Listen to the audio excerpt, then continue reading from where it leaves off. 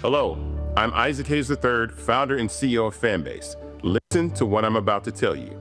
The window to invest in Fanbase is closing. We've raised over $10.6 million of our $17 million goal. That means there's room for less than 6,370 people to invest in Fanbase for the average amount. The minimum to invest in Fanbase right now is $399. That makes you an owner in Fanbase today. Go to startengine.com/fanbase to invest. Why?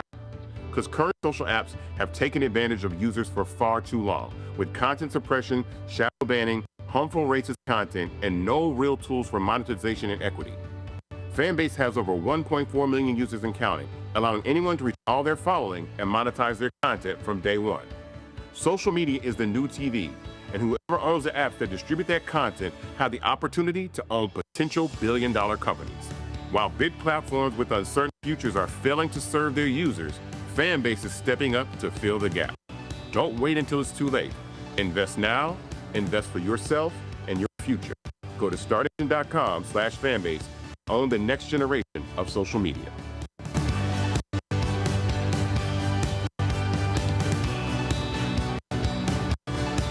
Folks, Black Star Network is here. Hold no punches! I'm real revolutionary right now. Black power. Support this man, Black Media. He makes sure that our stories are told. Thank you for being the voice of Black America, Roland. Stay black. I love y'all. All momentum we have now. We have to keep this going. The video looks phenomenal. See, this difference between Black Star Network and Black-owned media and something like CNN. You can't be Black-owned media and be scared. It's time to be smart. Bring your eyeballs home. You dig?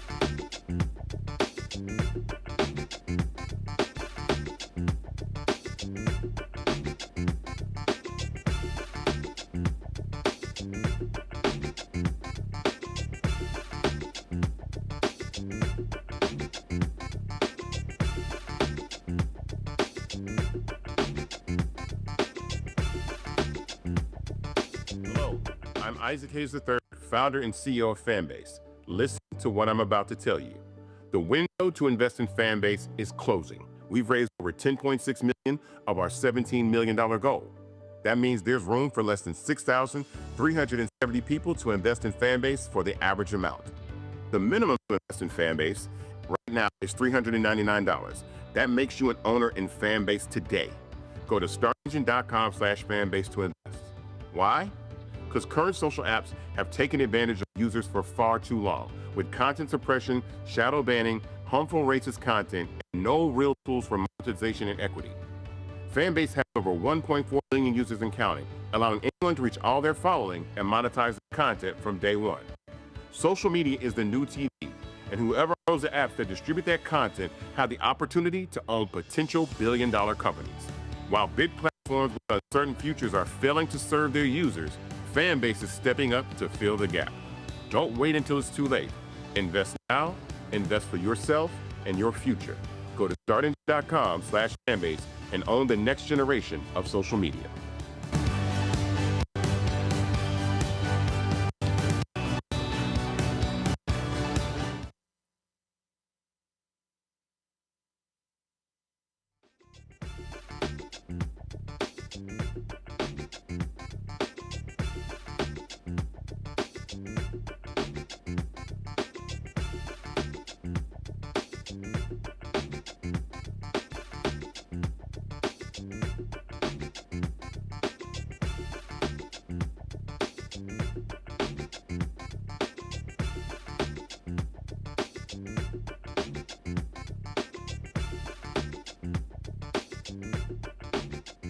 Today is April 4th, 2025, coming up on Roland Martin Unfiltered, streaming live with the Black Star Network. Today marks the 57th anniversary of the assassination of Reverend Dr. Martin Luther King Jr. We will go live to the National Civil Rights Museum in Memphis, where they will ring the bell at 7:01 p.m. Eastern, 6:01 p.m. Central, and that is when the bullet was fired that killed Dr. King. We'll also talk about a couple of events that happened today. They're going to be having an event there, and we'll be taking a speech there live as they commemorate Dr. King's life and legacy. Also, we're going to be showing April 4th, 1968. That is our project where we talk to a variety of people who work with Dr. King, who partner with him, but they remember what took place on that day that changed Black America, and the world.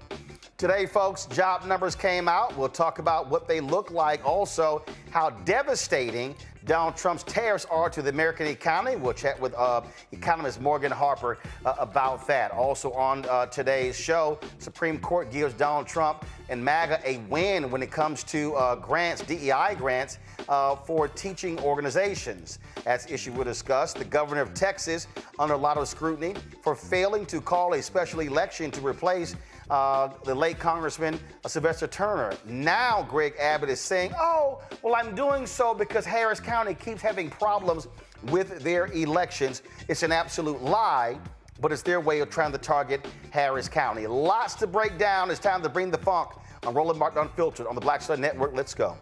He's got it. Whatever the is, he's on it. Whatever it is, he's got the scoop, the fact, the find. And when it breaks, he's right on time and it's rolling. Best believe he's knowing. Putting it down from sports to news to politics. With entertainment just for kicks, he's rolling. Some go roll, y'all. It's Roland Martin, rolling with Roland now. He's funky, he's fresh, he's real, the best, you know he's Roland Martin now.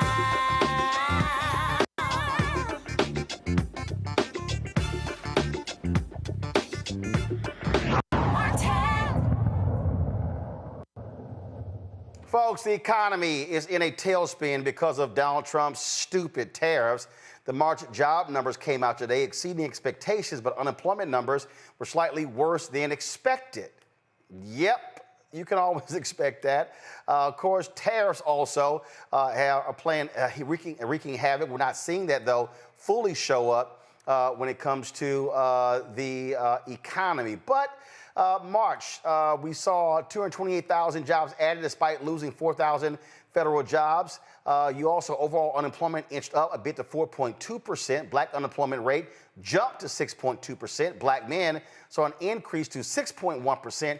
In March, black women's unemployment rate dipped to 5.4 from February's 5.4%. Morgan Harper is the Director of Policy and Advocacy at the American Economic Liberties Project. She joins us now. Glad to have you back on the show, Morgan. So let's talk about these numbers. What's the good, bad, and the ugly? Overall, it's a pretty good jobs report. The jobs created were a bit higher. Labor force participation is pretty consistent. Wages have gone up a little bit and still outpacing inflation. But in some ways, like we've been talking about this calendar year, 2025 rolling, it's kind of like neither here nor there in a way, these jobs numbers, because they're not reflective of the policies that have been put in place since January 20th with the change in administration. We are going to see in the months to come a lot more of those impacts. Now, you did note rightly, some of the decrease in federal workers and all of that, but we did see some job creation in healthcare and some a bit of manufacturing. But overall, I think that's the important point as we look at these jobs figures right now, is this is still a reflection of the past, the pre-second Trump administration, and how all the impacts of this current administration play out is still very much unknown. But we are seeing some very clear impacts with some of the results in the stock market, of course. That point you just made there, that people need to understand that, the right always wants to take credit when things are good and blame it on Biden when things are bad. The reality is when you talk about, really, I dare say, the first 4 to 6 months of anybody who's new in the Oval Office, you're actually living off of or dealing with the previous occupants' economy. Yeah, and it was interesting. I was watching, some of the coverage this morning, and maybe other people too that are like us and probably torturing ourselves watching too much news. But, Jared Bernstein, who was one of the economists from the Biden administration, was interviewed on this point. And I was a little surprised because actually, he was giving the readout, jobs report good, this is solid data. But this was a guy that was in the administration, so could take some credit for having helped to produce some of these numbers. But that wasn't really the frame. No. Democrats are too stupid to learn how to take credit for when you do something right. Well, yeah. I said it. No, you don't. I said it. They are. They're too stupid. They don't know how to sell themselves. That's their problem. I think that is a problem. I think that's something that needs to be addressed. Certainly, Republicans do not hesitate to take credit for things that they both have and haven't done, if any current experience plays out. But I think it is an important point, though, in that what are we taking credit for? And the stock market, this is going to continue to be a big issue that we all have to pay attention to, is how much are these metrics tied to the stock market reflective of our economic realities? And I think this is going to be a big, big topic as we get into more of this tariff discussion and some of the impacts of the trade policy changes that Trump is implementing as well. Explain to people, I don't think people really understand when we talk about our economy. 70% of the American economy is based upon consumer spending. So when folk stop spending money, and let's be real clear, we ain't talking about rich people. We're talking about poor people, working class people, middle class folks. And so what happens when they start getting concerned and then they start pulling back, that has a significant impact on the economy. I tell people the most important thing is what's the consumer confidence number? That number right there tells you everything when it comes to the economy. If consumer confidence is awful, we saw this with Biden and Harris when they were like, "Oh my God, the economy's in a tailspin. I'm hoarding money. I'm saving money. I know what's going to happen. I'm scared to death." That drove the narrative for 3 years, and that paved the way for Donald Trump's election because people were like, "Oh, he's going to fix the economy," and now he comes in and acts a fool. Yeah, I mean, there's a lot of focus on how do businesses react to some of these economic policy decisions, but I think you're exactly right, Roland. I mean, how consumers are reacting, especially because we have this consumption-based economy, is a very important factor of whether or not we're going to continue to grow. Now, I will note that part of the theory of doing some of these tariffs, though not reflected in the execution of how they've gone about it, is that we need to move away from being so much of a consumer-based economy and get back to building things, having more domestic manufacturing. But if you're not pairing any of this trade policy and tariff implementation with some investments in that domestic manufacturing, creating the incentives for companies to want to build factories in the U.S., create those jobs, then you are just creating the groundwork for increased prices, and that will impact consumers' ability to continue spending and feeling comfortable with the economy. But there's something, Morgan, that we have to constantly put on the table, and too often people don't want to do it because it's being real. Let's just cut to the chase, and we're going to use Walmart for an example. What is Walmart's phrase? Low, low prices. The reality is, people in this country, we want low, low, low, low, low, low. The reality is, companies want to make as much profit. So if you want low prices, they want to make as much profit. That means you're going to go somewhere to make goods as cheap as you possibly can. And here is the oxymoron in this country, and it is moronic, and it drives me crazy. Every politician and people and worker, we want American-made products. We want American jobs, but we want $25, $35, $40, $50 an hour. And so guess what? Americans ain't trying to pay $85 for a pair of jeans. They want to pay $19.99. I mean, so at some point, so it always cracks me when people say that, and so it's real. And I mean, I'll give you a perfect example. That was we had some sweaters made. So what happened was we had some sweaters made for the show, and I was doing a Warnock campaign. So I said, who made their sweaters? It's a really nice, thick sweater. So looked it up. Okay, so guess what? Had my assistant call that company. They're like, we make American products. This is what the cost is for this sweater. I think each sweater came out to be $110. Yeah. This sweater over here, we could have got for $40. So now I got a decision to make. Do I want to buy 10 of the $110 sweaters and spend $1,100 plus tax, or do I want to spend less than $500 for sweaters, slightly different material, but at the end of the day, it's still $700 cheaper? That is the conundrum, the oxymoron that we have to deal with in this country. I agree with you. I mean, you have identified a core point, is that if we want to have things like Black-owned businesses that are able to grow, independent businesses that are potentially competing with Walmart, an alternative from Walmart, then we are going to have to be radically changing how we operate in this country. We will not be able to have the same level of access to cheap goods. And having access to cheap goods and being the consumer for the entire world's manufacturing has been the economic policy of the United States. You know, it's called, probably people have heard this term, neoliberal economic policy. That has been the governing policy for my entire life, right? We have made that trade-off, is we are going to consume, we're going to get cheap shit, you know what, right? Okay. And everybody else is going to manufacture. We're going to let that manufacturing go away. And we're going to kind of trust the Walmarts of the world to manage that all appropriately. They'll get the goods in here. They'll be cheap. We don't care where they make it, as long as we, you know, are getting all this. I should say, I don't know. And this is where I would push back a little bit, Roland. I don't think that the average American out there was necessarily thinking through the steps of what it meant to shift our economy in this way, right? We elect people and we expect them to be making decisions that are going to lead to good outcomes for our lives. What we have been living through, that I think will be no stranger to anyone who is watching, is the gutting of many parts of this country, including a lot of Black neighborhoods that formerly had more thriving business ecosystems, including rural areas that used to have more jobs. Rural areas, by the way, that include a lot of Black people too, that a lot of folks don't want to talk about.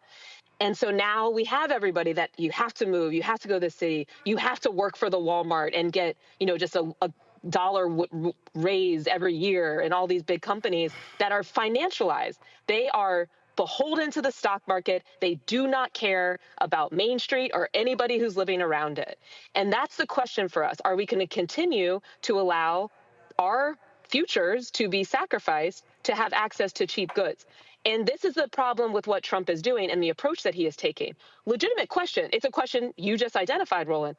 But to make that kind of shift, to get to back to more of a domestic infrastructure, which started and also was happening under the Biden administration, with things like trying to build semiconductor chips, all of this domestically, you got to bring people along for that. Yeah. You have to have a methodology to it. You have to take things step by step. They are just going for it, completely haphazardly, not being very clear, not clear if any of this stuff is going to stick, not educating people about what's happening.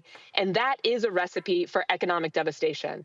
So this is a treacherous moment. It is not totally clear how everything is going to play out. Right. But I do want to be honest with everybody that question, that quandary that you've just identified, is the cheap stuff worth it, is what we need to have a serious conversation about, but we just probably can't trust this administration to be leading it. Well, but it's the thing that we just don't want to deal with. I don't know why people, and I've been saying this for now more than 25 years. And every time, and I'm just sitting here and I'm kind of like, okay, like, guys, these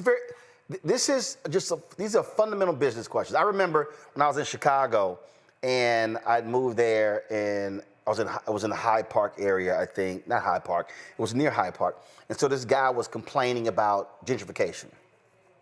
He was like, man, we need this, and we need grocery stores, we need businesses, we need this, we need that. And so he's sitting here going on and on and on. And I said to him, let me ask you a question. I said, you ever own a business? He's like, no. I said, okay. I said, where do you live? He told me where he lived. I said, do you own or do you rent? He said, I rent. I said, let me explain something to you about power. I said, you're a renter. I said, you ain't got shit to say. He was like, excuse me? I said, let me explain to you business. Businesses, when they examine data, depending upon the business, they're looking for homeowners compared to renters. Homeowners are different from renters because renters are transient. Renters typically would do year to year. I said, now, if it's coffee, I was describing, because he was talking about sit-down restaurants. I said, sit-down restaurants are a different type of business. I said, if you're going to invest in a business, you're going to want to know that I have a reliable clientele that's coming here. So he's sitting and looking at me like I'm crazy. So I then go, okay. I said, have you ever seen a neighborhood constructed ground up? He was like, no. I said, well, I'm from Texas. I have. I've literally seen entire neighborhoods. I said, do you know what they start with? He goes, he's roads. I said, nope, they start with little orange flags that are placed into the ground. I said, do you know what those are marking off? They're marking off sewer lines. They're marking off the infrastructure. I said, then they'll come in and they'll pave a road. I said, there are no houses yet. Then a builder comes in and puts up one model home. I said, then they might add two more. They're going to have max 3 model homes. I said, so I'm describing the neighborhood. I said, what's the first business that comes up in the neighborhood? He goes, grocery store. I said, nope, they operate on 2% profit margin. So he was kind of like, he's going on and on. He was like, let me, I said, so you know what the first business is? I said, a donut shop. He thought I was crazy. I said, nope. I said, it's always a strip mall. It's a donut shop and it's a dry cleaners. And he's like, okay. He's like, okay, I don't understand where you're going, bro. I said, because if you got homeowners, they're going to stop for coffee and donuts when they're in the car going to work. I said, and they're going to drop their clothes off and pick them up when they come home. And I said, the grocery store does not come until later, until you have maximum viability because of their profit margin. And he was just like, oh, I said, so bruh, I said, I need you to understand, you are asking for things in a neighborhood that economically the neighborhood may not be able to maintain. I said, so you know what? You're going to come in and you're going to shut down in less than a year. I said, so if you want to have a gentrification conversation, I said, then we have to deal with how many people are renters in our neighborhood versus homeowners. He was totally blown away. And that's what I'm talking about here. Things are happening in this country economically, and people don't want to have real conversations on how these things happen. We just sort of want to say, I want stuff to happen, and not ask how it actually happens. I think that's right. I I think the grocery store is an interesting example because we probably talked about this a bit with the Kroger-Albertsons merger. There is some illegal conduct that's happening by very large grocery stores that's making it harder, even if you do get your independent grocery store off the ground. But that's kind of another conversation. But yeah, no, I agree with you.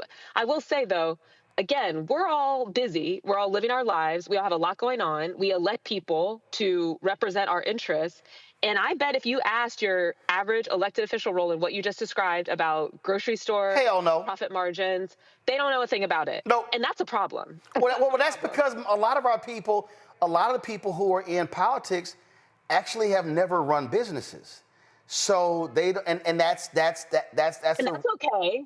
That's right. Okay, but you need to fill that knowledge gap. Right, but you kind of got to have people who, it's sort of like when I watch these hearings and you got politicians making decisions when it comes to reproductive rights, and you have actual doctors on the panel, not that fake Dr. Rand Paul is, but you got an actual doctor on the panel going, hey, I'm a gynecologist, I kind of want y'all might want to ask me this kind of stuff. And that's what we do. So it's frustrating to me that when we're talking about how do we have an economy that works for all, we don't really want to have the nitty-gritty conversations that forces Americans to have to answer very basically. Are you willing to pay more for products that are made and built in this country compared to what you're doing now and they're being made in Indonesia, China, and these other nations? And when you force people to think, sure, I want to pay more, let's see you do it. Okay, let's see you do it, because then you're going to start complaining about how much stuff costs.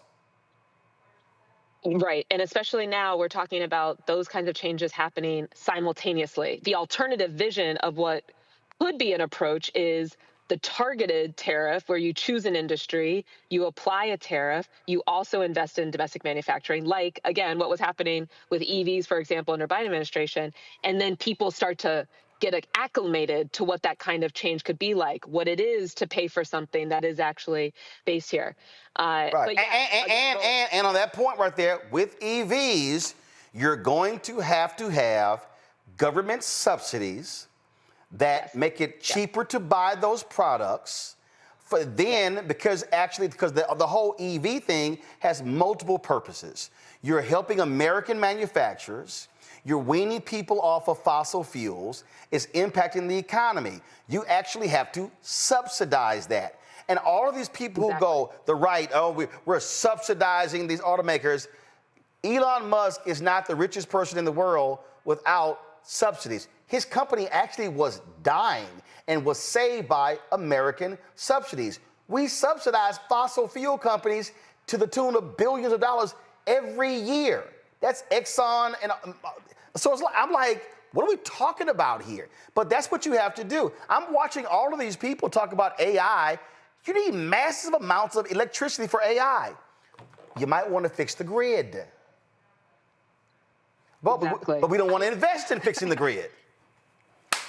Well, but we also have investor-owned utilities that are taking advantage and raising prices and not making those decisions that would lead to more renewable energy, because they make a lot of money off the status quo and don't have to make any changes. And we have state regulators that aren't actually using their power to change anything. So, I mean, where do we start? We could go on, but I think you have identified the key question. Yeah, I just want, as we move forward, people are thinking about these things, and we're not just throwing stuff out there without realizing their ramifications. Morgan Harper, we appreciate it. Always good to see you.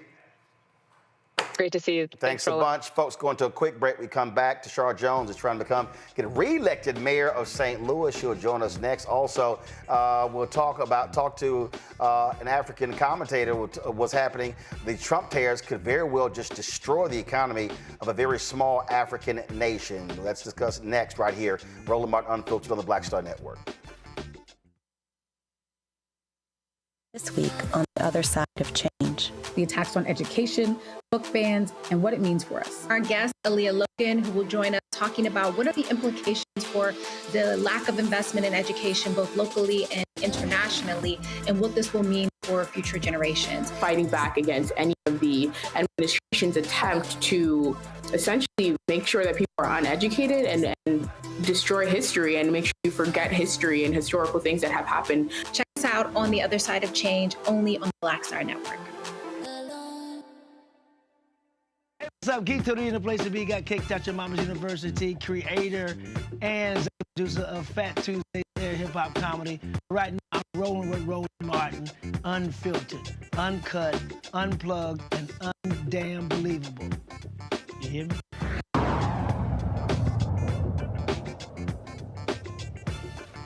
Black voters could power the election in St. Louis on Tuesday. Runoff takes place, and the incumbent mayor, Tishaura Jones, the first black woman elected mayor of St. Louis, is running for re-election. She is running against Kara Spencer, who white Democrats there are supporting, putting their money behind. And joining us right now is Mayor Jones. Glad to have you here. Mayor, first and foremost, it's going to be a tough re-election bid. I interviewed someone the other day, and they said in the history of St. Louis, no black mayor got a second term. Is that correct? That is correct, Roland. In our entire history, we've only had 3 black mayors, including myself, and none of them have been elected to a second term. When you look at the breakdown, what's the racial composition of St. Louis in terms of African-American voters, white voters, Hispanic voters? We're about 45% African-American, 45% Caucasian, and about 10% everything else. We have the largest concentration of Bosnians outside of Europe in St. Louis. So let's talk about this election, this campaign. The Democrats party in your city endorsed Spencer over you. And, you know, what is your closing message to the voters why they should give you a second term?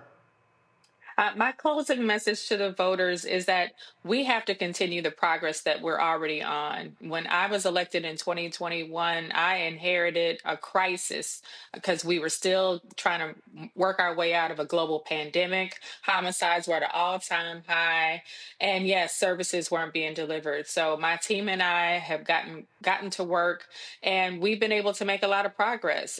We've seen a 40% reduction in homicides, 50% reduction in youth-involved shootings, and our emergency response times are 60% faster.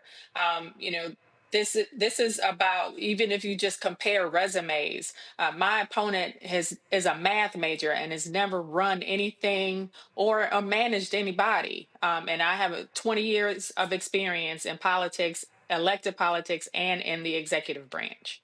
So in terms of African Americans, you've had folks who are supportive. Others have taken issue with some things in terms of you look at what happened with Kim Gardner. That's one of the issues. And so what do you say to black voters there who feel as if you have not done enough for African Americans? Well, our African American, I would say our African American side of town, which is mostly North St. Louis, has been neglected for over 70 years. So there's no way that you can expect one mayor to address all of the decades of neglect in 4 years. We need more time to put things in place, to address our infrastructure needs, to build more homes, to expand opportunity, workforce development programs. And we are setting the stage to do just that. But we had to fix a lot of things that have been kicked out, you know, the can that had been kicked down the road for so many years. And so we had to fix that first before we could move forward. Questions from our panel. My guest, Michael Imhotep, hosts African History Network show out of Detroit. Cameron Trimble joins as well, CEO, Hip Politics Media, former White House senior advisor, joining us out of D.C. And we also have joining us here. Give me one second. Actually, I'm going to do this here. Let me just quickly go. We have Tyler McMillan, social justice leader and movement strategist, also out of D.C. Michael, you first. What's your question? Hello, Mayor Jones. I know you said that your opponent hasn't ran anything, but the question I would ask is, what would be your closing remarks to the citizens of St. Louis to give you a second term? What type of vision would you are you proposing for a second term that builds upon what you've done, what you've accomplished in your first term? Yeah, that's a great question. So we've made a lot of progress on crime and public safety in my first term, and St. Louis is a lot safer, healthier, and stronger than we were 4 years ago. But we're just getting started, and we have a lot further to go. What we're proposing in my second term is rehabbing our airport because we are a world-class city and we deserve a world-class airport. Expanding public transit and continuing our commitment to invest in neighborhoods that haven't seen investment in decades. We have been able to leverage $250 million into $1 billion of investment all across the city, but especially in North St. Louis and parts of South St. Louis that have been neglected for decades, because our city can't succeed and grow if over half has been left to fail. Okay, thank you. Cameron? Madam Mayor, and good luck on your election. My question here is, with such a large concentration of African American voters, as well as Caucasian and white voters, how are you, in this time of so much polarization in this country, how are you being a bridge builder between those communities and between in your city?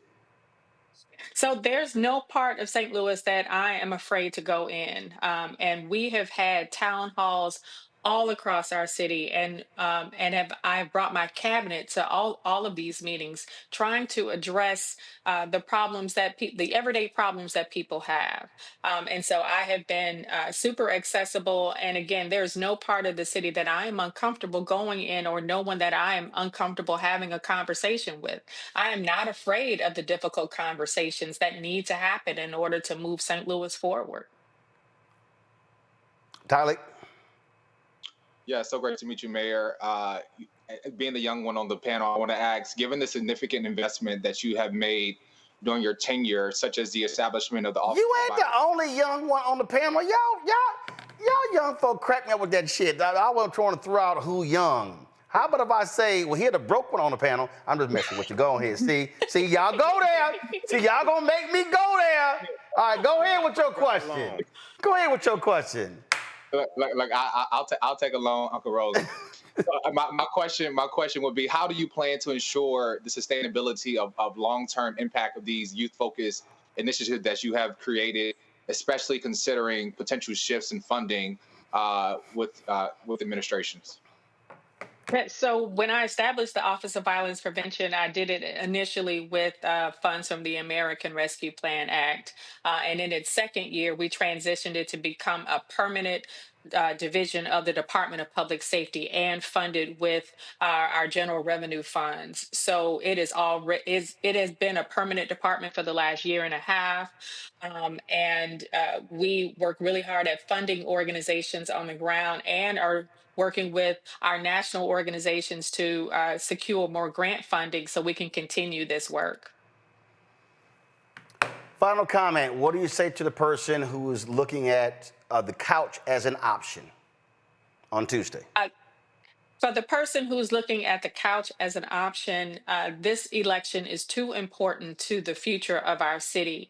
Right now, where we have the state and federal government attacking our rights, and waging war on our values, it is important who is in the mayor's office and who's going to stand up and fight for our citizens and fight for their safety against these attacks from the state and federal level. I have had the experience already fighting on the state and national level, and my opponent is untried and untrusted.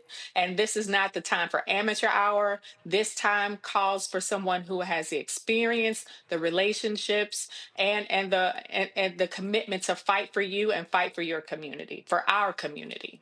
All right, then. Mayor Jones, good luck on Tuesday. Well, appreciate it. Thanks a lot. Thank you, Roland. Good to see you. Likewise. Folks, going to a quick break. We come back. We'll talk about how Trump's tariffs could prove a massive economic calamity for a small African nation. You're watching Roland Martin Unfiltered on the Black Star Network. Support the work that we do. Join our Bring the Funk fan club. Our goal is to get 20,000 of our fans contributing on average $50 each a year. That comes out to $4.19 a month, 13 cents a day. If you want to contribute via Cash App, use the Stripe QR code. Here it is right here. You can also go to blackstarnetwork.com to see that QR code. If you want to send a check or money order, please make it out to Roland Martin Unfiltered, not Black Star Network, not Uncle Roro, not Roland Martin. Roland Martin Unfiltered. Send it to P.O. Box 57196, Washington, D.C. 20037-0196. PayPal is R Martin Unfiltered. Venmo is RM Unfiltered. Zelle, Roland at RolandSMartin.com. Roland at RolandMartinUnfiltered.com. We'll be right back. We begin tonight with the people who are really running the country right now. Trump is often wrong and misleading about a lot of things, but especially about history. Donald Trump falling in line with President Elon Musk. In the wake of the unsettling news that MSNBC has canceled Joy Ann Reid's primetime show, The Readout, Roland Martin and the Black Star Network would like to extend an invitation to all of the fans of Joy Ann Reid's MSNBC show to join us every night to watch Roland Martin Unfiltered, streaming on the Black Star Network for news, discussion of the issues that matter to you, and the latest updates on the twice impeached, criminally convicted felon-in-chief Donald Trump and his unprecedented assault on democracy, as well as co-president Elon Musk's takeover of the federal government. The Black Star Network stands with Joy Ann Reid and all folks who understand the power of black voices in media. We must come together and never forget that information is power. Be sure to watch Roland Martin Unfiltered weeknights, 6 p.m. Eastern at youtube.com/Roland S. Martin or download the Black Star Network. Hey, what's up, y'all? I'm Devon Frank. I'm Dr. Robin B., pharmacist and fitness coach, and you're watching Roland Martin Unfiltered.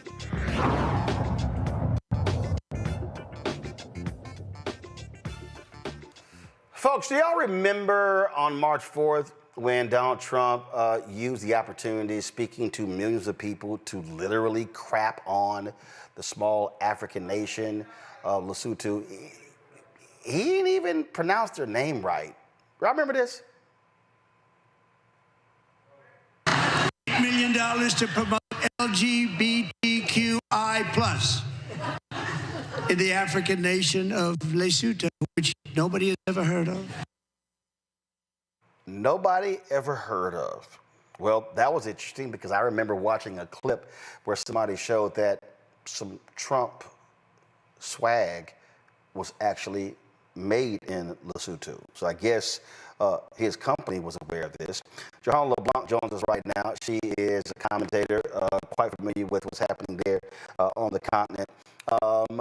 Folks are suggesting that these tariffs that Trump has put in place could very much destroy the economy of this small nation of 2 million people. Hi, Roland. Thank you so much for having me on. I'm actually currently in Accra, Ghana. So everyone's talking about tariffs that's been hit on so many different countries on the African continent, with Ghana being hit with about 10%, and obviously Lesotho is being hit with 50%, and that is pretty significant. We're talking about a tiny little kingdom located essentially in the middle of South Africa, with a GDP of roughly $2 billion annually. So what you're seeing here is Lesotho's economy at a crossroads, caught up in the crosshairs of a global trade tension, right? So tariffs, whether it comes from the United States or the rippling effect of South Africa, will have a significant impact on the country's economy. Let's be honest here, Roland. You're talking about,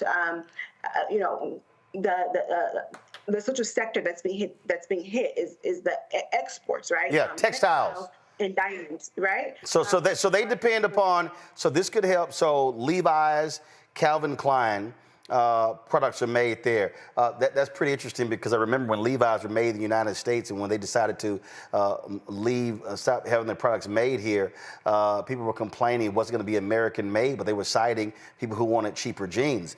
So they go to Lesotho, and so these tariffs on textiles impacts those two companies, and this could severely hinder. That's half of their economy, 50%.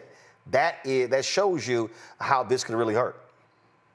Absolutely. And that's a $2 million hit to a sector that employs roughly 40,000 people, right? So over 10% of the country's GDP. So again, this is going to be significant. I mean, factories were already shutting down in the country, right? And with AGOA's future not even fully determined yet, which if I would need to make a guess, I would guess that AGOA would not be renewed by the U.S. Congress, and it is set to expire in September of 2025. So what you're probably going to see is Lesotho trying to enter into a free trade agreement with the United States. And in the midst of all of this tariff war that we're having, one country that was not impacted at all is Mexico, because they have a free trade agreement with the United States, and many countries on the continent are actually now having this discussion.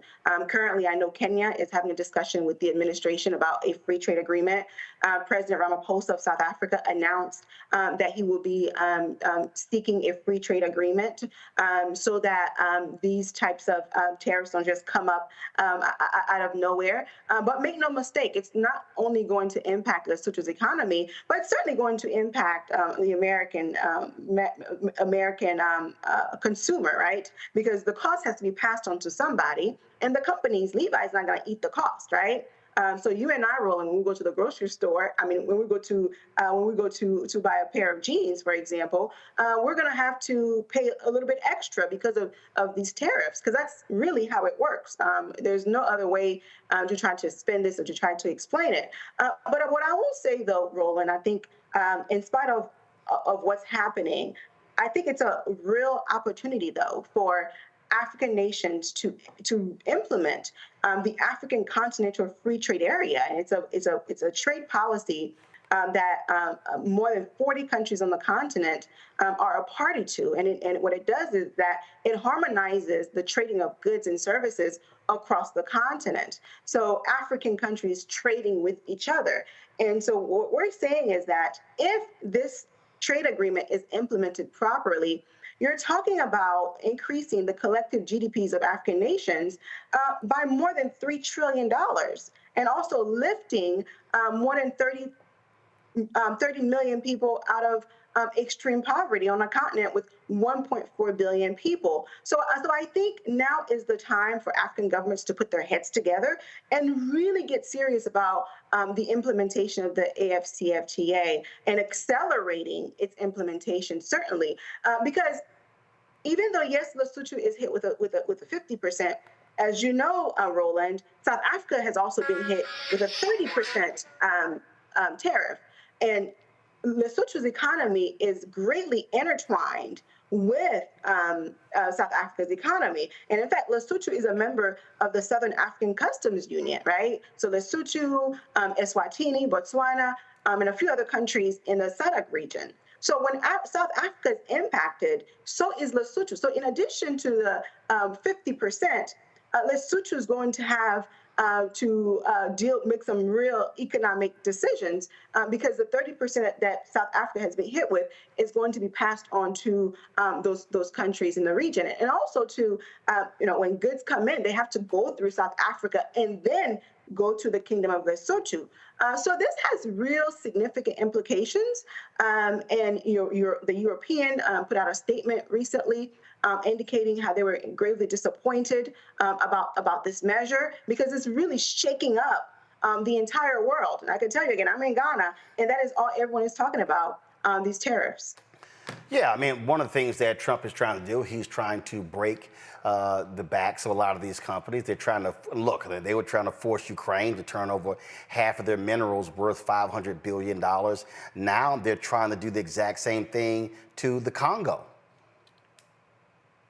Absolutely, and DRC, obviously, as you know, the DRC is dealing with a severe conflict that's been ongoing for a very long time. And the DRC has approached the United States and said, in exchange for military support, we will provide you with our critical minerals. And DRC sits on roughly $24 trillion worth of critical minerals. So your cobalt, your gold, and so on, which are critical to countries around the world, including the United States.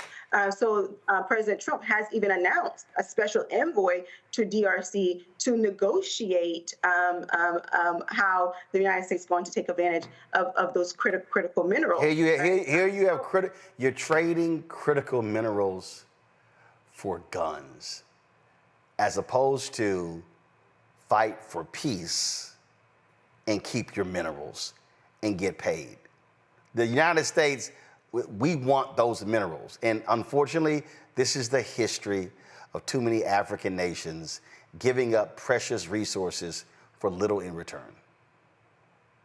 Well, Roland, also in addition to that, if the United States does come in and actually does fix this conflict between the DRC and Rwanda, in a way, it weakens the African Union, because the role of the African Union, right, is to work with these countries when they have these various conflicts, right, put them together and come up with a peace agreement, right? So if DRC has to leave the continent and to get support from the United States, it certainly weakens the role of the African Union. In addition to that, South Africa was trying to remedy this as well. And South Africa being a superpower in the context of the continent. I think a lot of people may not know this, but South Africa is seen as the big brother in Africa, one of the most prosperous countries on the continent, was also trying to help address this crisis. So SADC has failed, African Union has failed. The president of Angola went to have conversations with the president of DRC. That conversation also has failed. So where does that leave the African continent, right? If Africans cannot solve their own problems, and they have to come to the United States. So I think it's something that is that should be looked into, right? Because we don't want to weaken some of these multilateral institutions on the continent that are there to provide these types of support when there are conflicts on the African continent. All right, then. Johan LeBlanc, partner with Adomi Advisory Group. We appreciate it. Thanks a lot. Thank you so much, Roland. Always a pleasure. Thank you very much. Going to a quick break. I'll be right back. Roland Martin Unfiltered on the Black Star Network. When we return, the ringing of the bell in Memphis, Tennessee. Dr. Martin Luther King Jr. was assassinated 57 years ago today. Back in a moment. I'm Dr. Greg Carr, and coming up on the next Black Table, thinking about the Black freedom movement in a global way. Dr. John Monroe joins us to discuss his book, The Anti-Colonial Front, which maps the social justice movement in the United States and its impact internationally, from Asia to Africa, and how movements like anti-communism were used to slow down racial equality, like critical race theory today. Critical race theory today, communism back then, that's essentially mobilized to shut down any challenges to a given system of power. Connecting the civil rights movement to colonialism on the next Black Table, exclusively here on the Black Star Network. I'm Russell L. Honoré, Lieutenant General, United States Army, retired, and you're watching Roland Martin Unfiltered.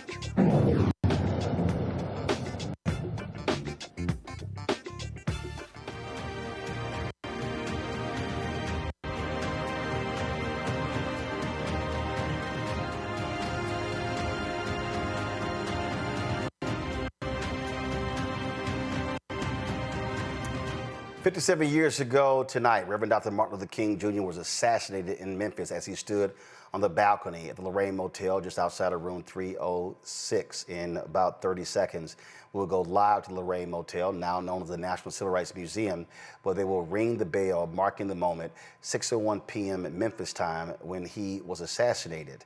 Of course, that changed the trajectory of Black America, and the world, and it still is a day that lives in infamy around the worat the conclusion of today's show, we will air a special called April 4th, 1968. Let's now go live to the National Civil Rights Museum. Silence. 6:01 p.m. at the Lorraine Motel.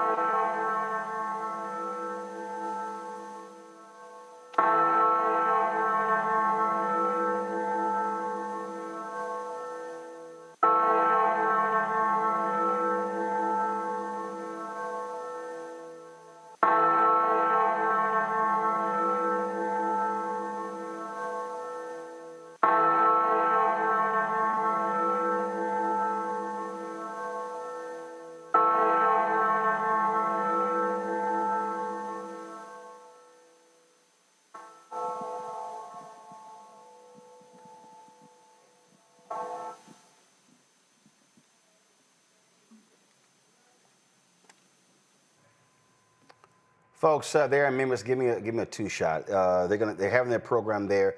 Siobhan Arlene Bradley of the National Council of Negro Women. She's going to be giving the keynote speech there at the National Civil Rights Museum as they commemorate the assassination of Dr. King 57 years ago tonight. Let's go back to Memphis. Lord, take my hand,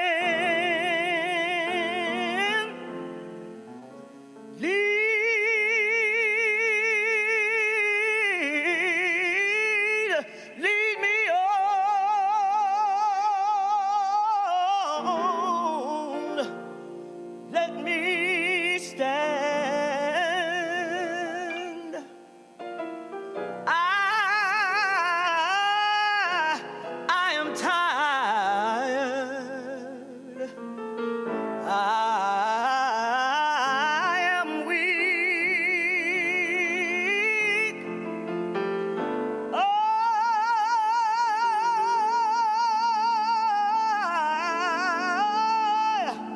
I am worn through the storm, Lord, through the night.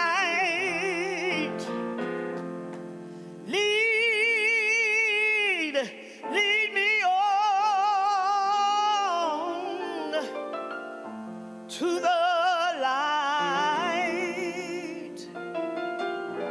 Oh, take my hand, precious Lord.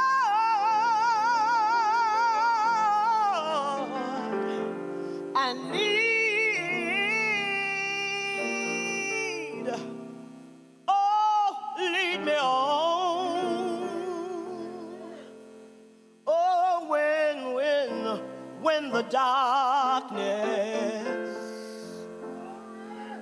when the darkness appears,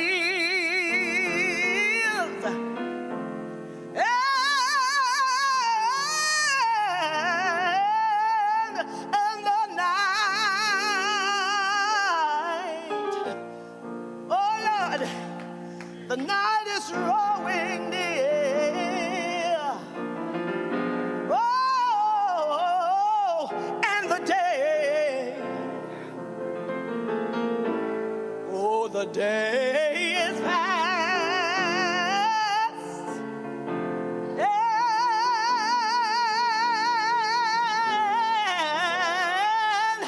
And gone.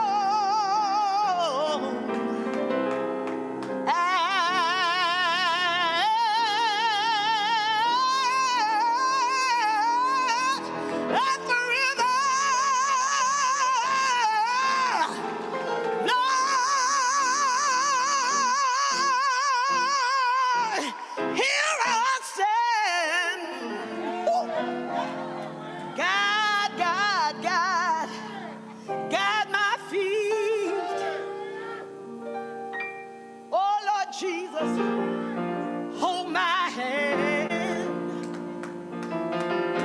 Oh, take my hand.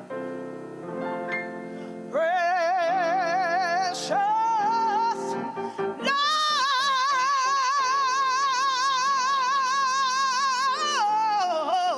Lord, and lead your child. Hey, woo.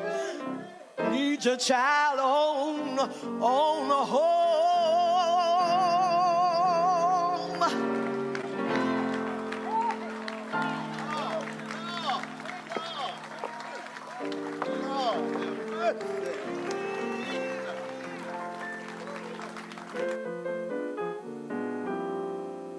Ladies and gentlemen, the men of Dr. King's fraternity, Alpha Phi Alpha.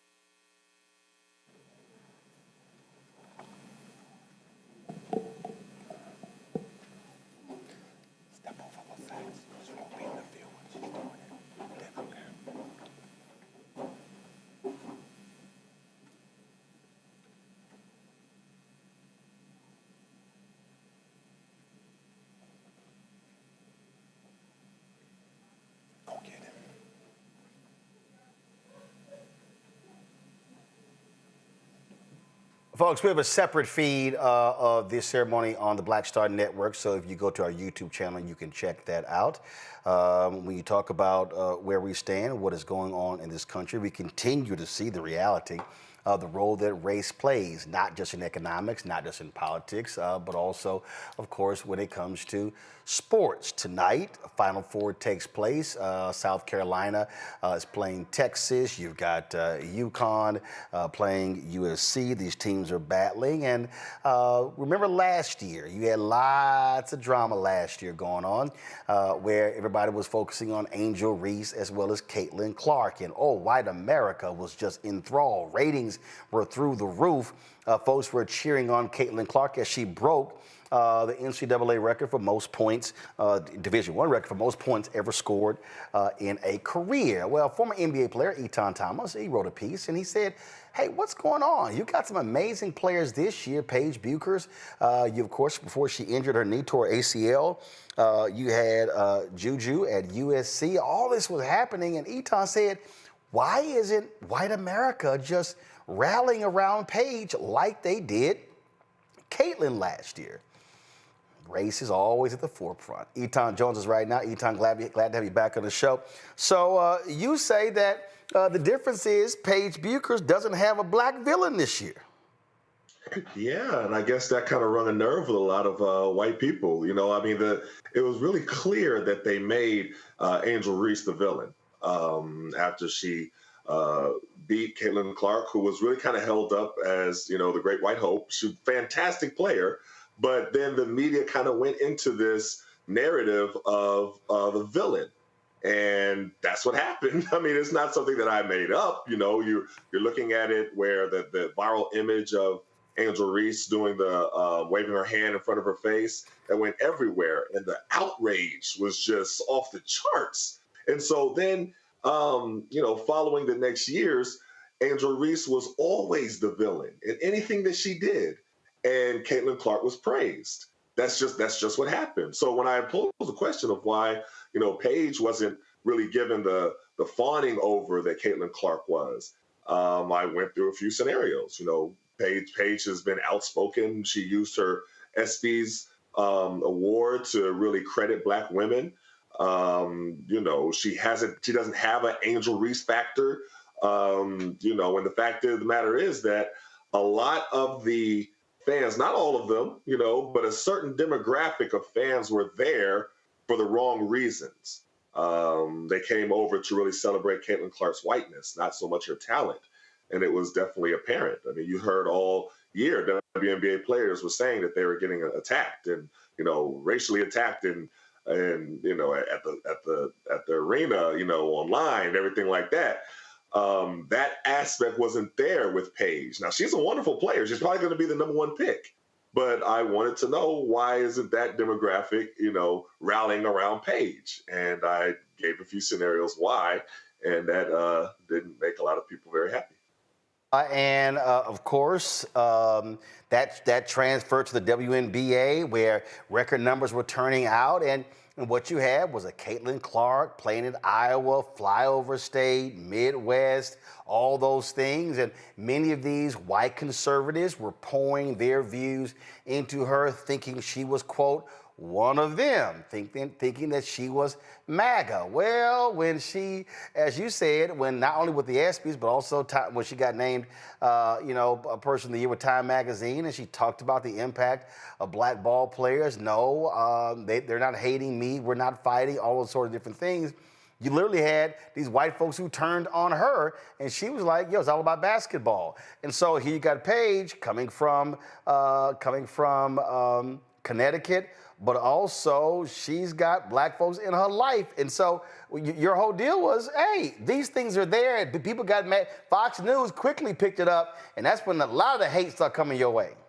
Oh, goodness. You know, once Fox News picks it up, and it was interesting because it was like, you know, I saw one thing that said that I wrote a racist article. I'm like, wait a minute. How can it be racist to say, why aren't you cheering this white girl as much as you cheer this other white girl? Like, I don't know if people know what racist means. You know, they don't use that term correctly. But no, I mean, Paige is a phenomenal player. I think that she should get a whole lot more recognition. But a lot of the people that were there, that demographic was there for the wrong reasons.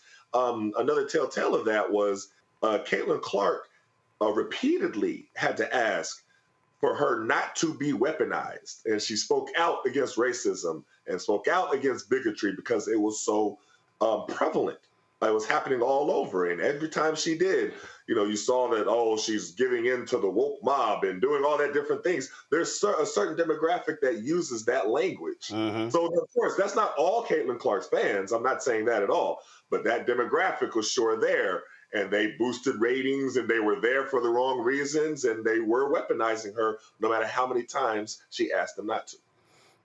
It is quite interesting when you touch that nerve, and they don't want to admit it, but we saw what was taking place, and those of us knew. And you know what? There were a lot of people who, I think she's getting too much attention. I disagreed. Bottom line is, when you break the all-time record, you're going to get that level of attention. I had no problem with her coming in, and all of a sudden, the new TV contract rating is going up. To me, I said it was the same thing when Tiger Woods came into golf. And what I was saying to some players who were complaining, I literally was like, I need y'all to shut the hell up. It's a whole bunch of folk who did real well when Tiger came in. So I didn't see that as a big deal. But the reality is race was present. But it's a little bit different with Tiger Woods. So when Tiger Woods came in and broke the barrier, so yes, we all got excited to see somebody that looks like us, dominating the sport where you typically don't see that. That's fine. You know what I mean? When Naomi Osaka came in, yes, the same thing. That is fine. The problem is with Caitlin Clark, then you began to bash Angel Reese. Then there was like this hatred towards the other players, the black players. Then there was like, oh, well, they don't mean, there's this disrespect, this constant, like if Caitlin Clark invented basketball. And it was like, well, wait a minute now. You know what I mean? You shouldn't be disrespectful to the other players.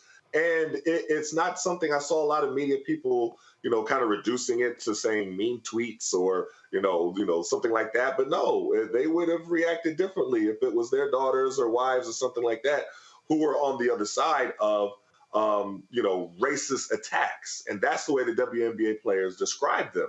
Not just simply mean tweets or fans saying boo or something like that. Literally racist attacks. So that's the difference. It's fine to cheer for somebody that looks like you, but when you demonize someone else and then all the other players, then that's when it's different. Questions from my panel. Tyler, you're first. So great to meet you. I think, it's clear that race plays a role in how athletes are perceived.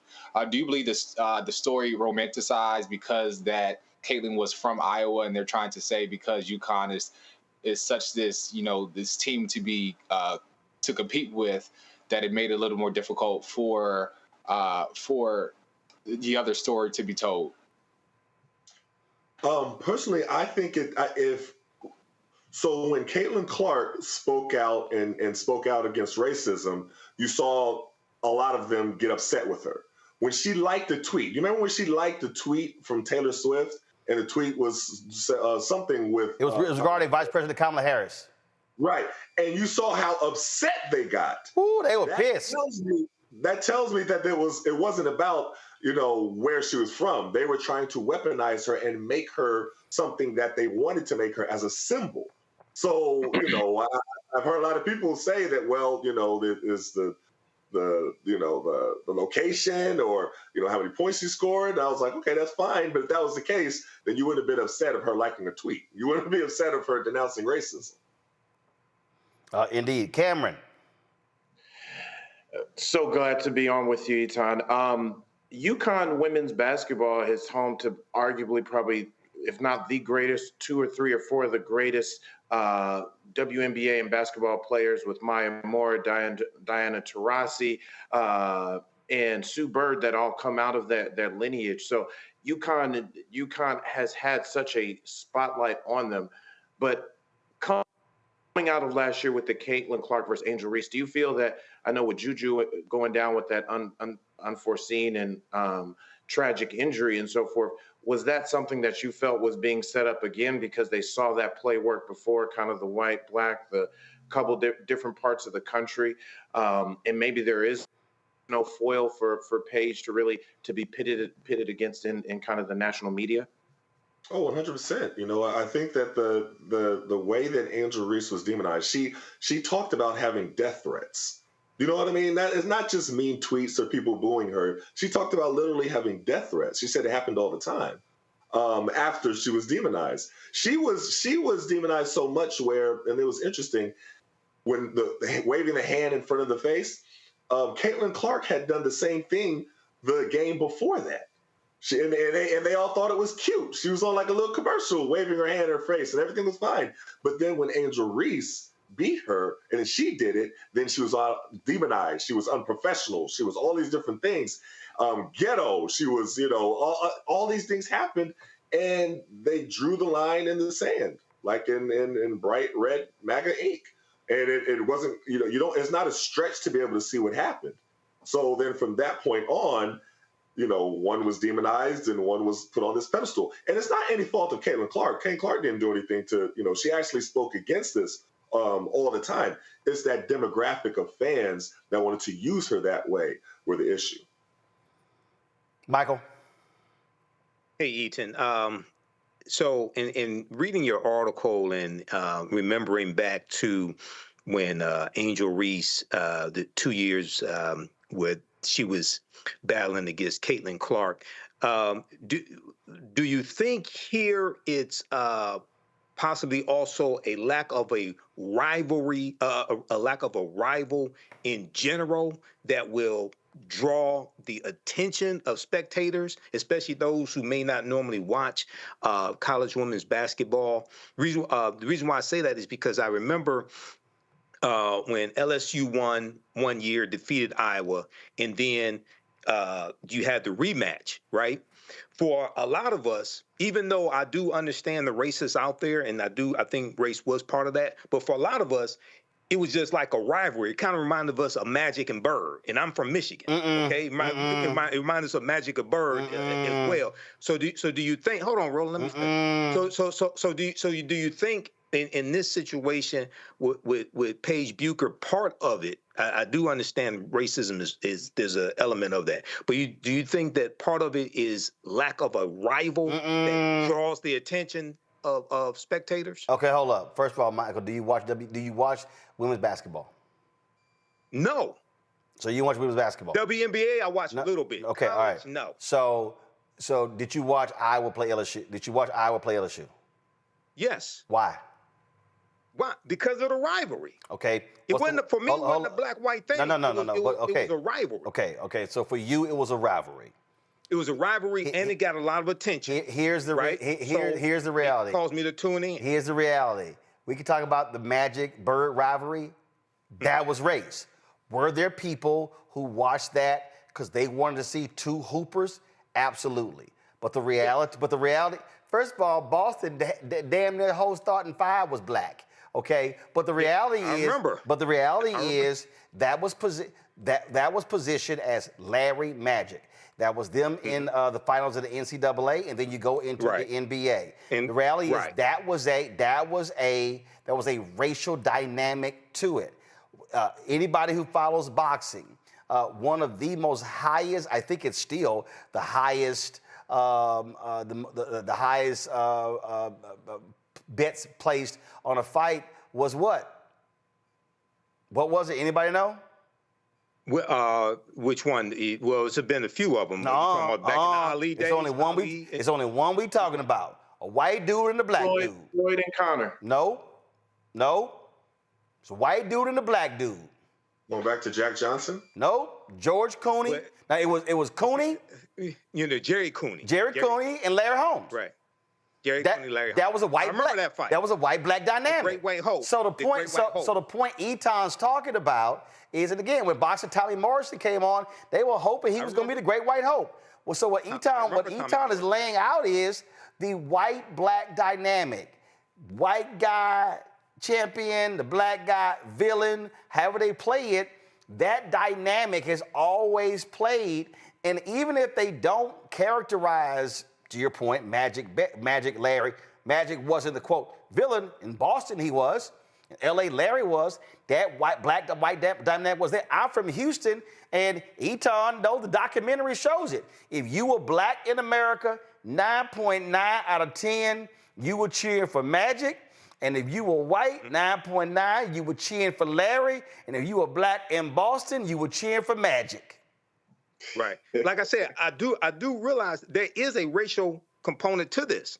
But for some spectators, no. But Eton is actually making your argument. What Eton is saying is that Angel Reese was made out to be the villain. She's black. I understand that. You had Caitlin Clark. What's the difference this year?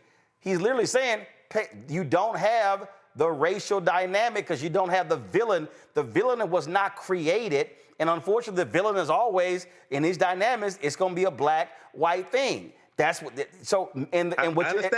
What you're laying out, Eton, is that the role that media plays because the racial dynamic in media drives this too. Right. Mm-hmm. But I was posing another question though. But go ahead, Eton. Go ahead. I may do a follow-up. No, I definitely hear what you're saying, and I wasn't saying that everybody fell into that category, but right. There was that strong demographic that was there for that reason, and that reason only, because they weren't fans of women's college basketball. They weren't fans of at all. They didn't know anything about anything else. All they knew was Caitlin Clark and her whiteness. That's it, and that's what they were there to celebrate. And they didn't care about any other players, any other teams, of the history of anybody's even records. And it was interesting as you saw the dynamic play out during the season, and it was really frustrating to see even some black media people kind of buy into this, where they use weaponized language. I think it was Carrington who fouled Caitlin Clark one time. And they said, it's like she poked her in the eye or something like that. Right. And I saw, and they were saying she stabbed her in the eye. She was mugged. I was like, whoa, wait a minute. Stabbed her? Why that language? And they're using it for a specific reason. They were holding Caitlin Clark up as the delicate white flower that all the other mean black players were trying to hurt and to harm. And they had something against her. And we have to protect this delicate white flower. That's the way the media created it. Now, no, Caitlin Clark didn't say that. She didn't. Right. She did a good job of saying, no, it was just a foul. It was nothing like that. But she had to constantly fight against that because that is the dynamic, the racial dynamic that the WNBA was playing on, because they knew why a lot of the people were there. The new fans, because that helped their revenue, that helped the views, that helped everything else. So it benefited them. So the WNBA kind of allowed all that to happen. They didn't really, squash it the way that they could have. And the way that you hear the descriptions of the crowd and the fans actually in Indiana, in the arena, it was horrible. And they could have squashed that with the security and everything like that. They allowed it to happen. And Eton, the other reason why it's so hilarious is that you had white WNBA stars. But here's the other element nobody wants to deal with. The other thing is they also didn't like the white WNBA players because they were lesbian. Even though you had some of the white women who was a white woman with the Aces, who was married to the NFL player with the Giants, it was like, yeah, whatever. So really what you had here, and this is also the dynamic because when she goes from college to the pros, why you had that. But what you had is, and we just have to, look, it's a reality, okay? For years, what was the whole thing about Johnny Carson? Johnny Carson, he appeals to Omaha. He appeals to the Midwest. Everything was the Midwest. People don't even understand how that whole thing played on the psyche. Even today, they go, the flyover states. I'm appealing to the Midwest because this country holds the Midwest up as the pantheon of what it means to be an American. People watching may not even realize that in the radio business, in the television business, they literally taught people, white and black and others, you need to have a Midwest voice. A Midwest voice was devoid of an accent. So you couldn't sound like you were from New York or from Boston or from Georgia or South Carolina or North Carolina or Texas or California. No, the optimum voice was the Midwest sound. And I remember when I worked in Dallas, Jack Hines, yes, I call his name, was the news director at KRLD Radio. We're in Dallas, and he calls me to his office, and he says that I need to work on my voice because I have an accent. He says I sound Texan. I'm looking at him like, the fuck you talking about? We in Dallas. And we had a dude who did, his name was Harvey Shepard. He did the Bond report. I'm like, his ass need a voice coach. And Jack Hines' whole thing was learn the Midwest voice sound. So what do we do in this country? It's the Midwest, the Midwest. So what you're saying here is that Caitlin Clark was so embraced by conservative white America because here she is, white woman, dominating in this sport where black women dominate. #1 score. She's from Iowa, the cornfields. She's a heterosexual. More than likely, she's one of us. She's MAGA, wearing a Make America Great Again hat. We're going to rally behind her. And your point, as she would say, they would say something, she ain't one of us. She ain't one of us. Lord, if she had come out as lesbian, they would have they would have lost their mind, Eton. They were attacking WNBA players who stood up for Black Lives Matter, who stood against, they were attacking the black ball players in college who took knees as well. And they said the great white hope has arrived. And that's where they were holding up as this the epitome of greatness. Oh my God, she's the greatest ever. And no, we never heard of Cheryl Miller. Right. or Shamika Holsclaw, or, a whole list of others. Or Candace Parker, or Maya Moore, or Lynette Woodard, and we could go on and on. It was like, whatever, we don't care. It's all Caitlin. Right, all Caitlin. And so Paige, in her, when they're looking at her, especially after she gave that SB speech, but before that, she was, if you go back to her freshman year and the stats that she put up, I mean, she won the Player of the Year. You know what I mean? Right. She was really dominating. But she wasn't from the cornfields of Iowa. Definitely wasn't. But after that speech, a lot of them backed off of her. There you go. You didn't hear them cheering for her as loud. They wasn't praising her and everything like that. So then people say, okay, well, she got injured. Okay, she did get injured, but then she came back. So a comeback story from an injury, if they wanted to praise her, they would. She's going to be the #1 pick in the NBA and the WNBA draft this year, probably. If they go on to win the championship, which there's a strong chance that they can, right? And you're going to tell me that she's not worthy of being cheered and praised and all of that thing because of the way that she's dominating, the way she's playing. So then I said, okay, so let's look at some other reasons why. I saw that she was actually, what was she doing? She was waking up at 5 o'clock in the morning to cook breakfast for her Muslim teammates during Ramadan. That's not something that they're going to wrap their arms around. You know what I mean? I mean, it's interesting when you see her personality and how outspoken that she is, not just at the ESPYs, all the time. It doesn't seem like she's one of them. Yep. So that's the part where I said, okay, this looks like this is a reason why it's different, and a lot of white people didn't like hearing that. Listen, the reality of whiteness in America is truly astounding. It really is. Eton, glad to have you on the show, Doc. And I'm sure your email box and social media DMs continues to be filled with white hate. I'm sure. I appreciate it. Thanks for having me on. Appreciate it. Thanks a bunch. Hey, y'all. Diddy is facing additional criminal charges weeks before his trial begins. Federal prosecutors in Manhattan have now added 2 new counts to his case, one for sex trafficking and another for transporting someone for prostitution. This brings the total number of federal charges against him to 5. The government claims that Diddy's infamous freak-off parties were not just wild celebrity gatherings filled with lots of baby oil, but were instead highly orchestrated sex events where women were allegedly coerced and in some cases forced to participate.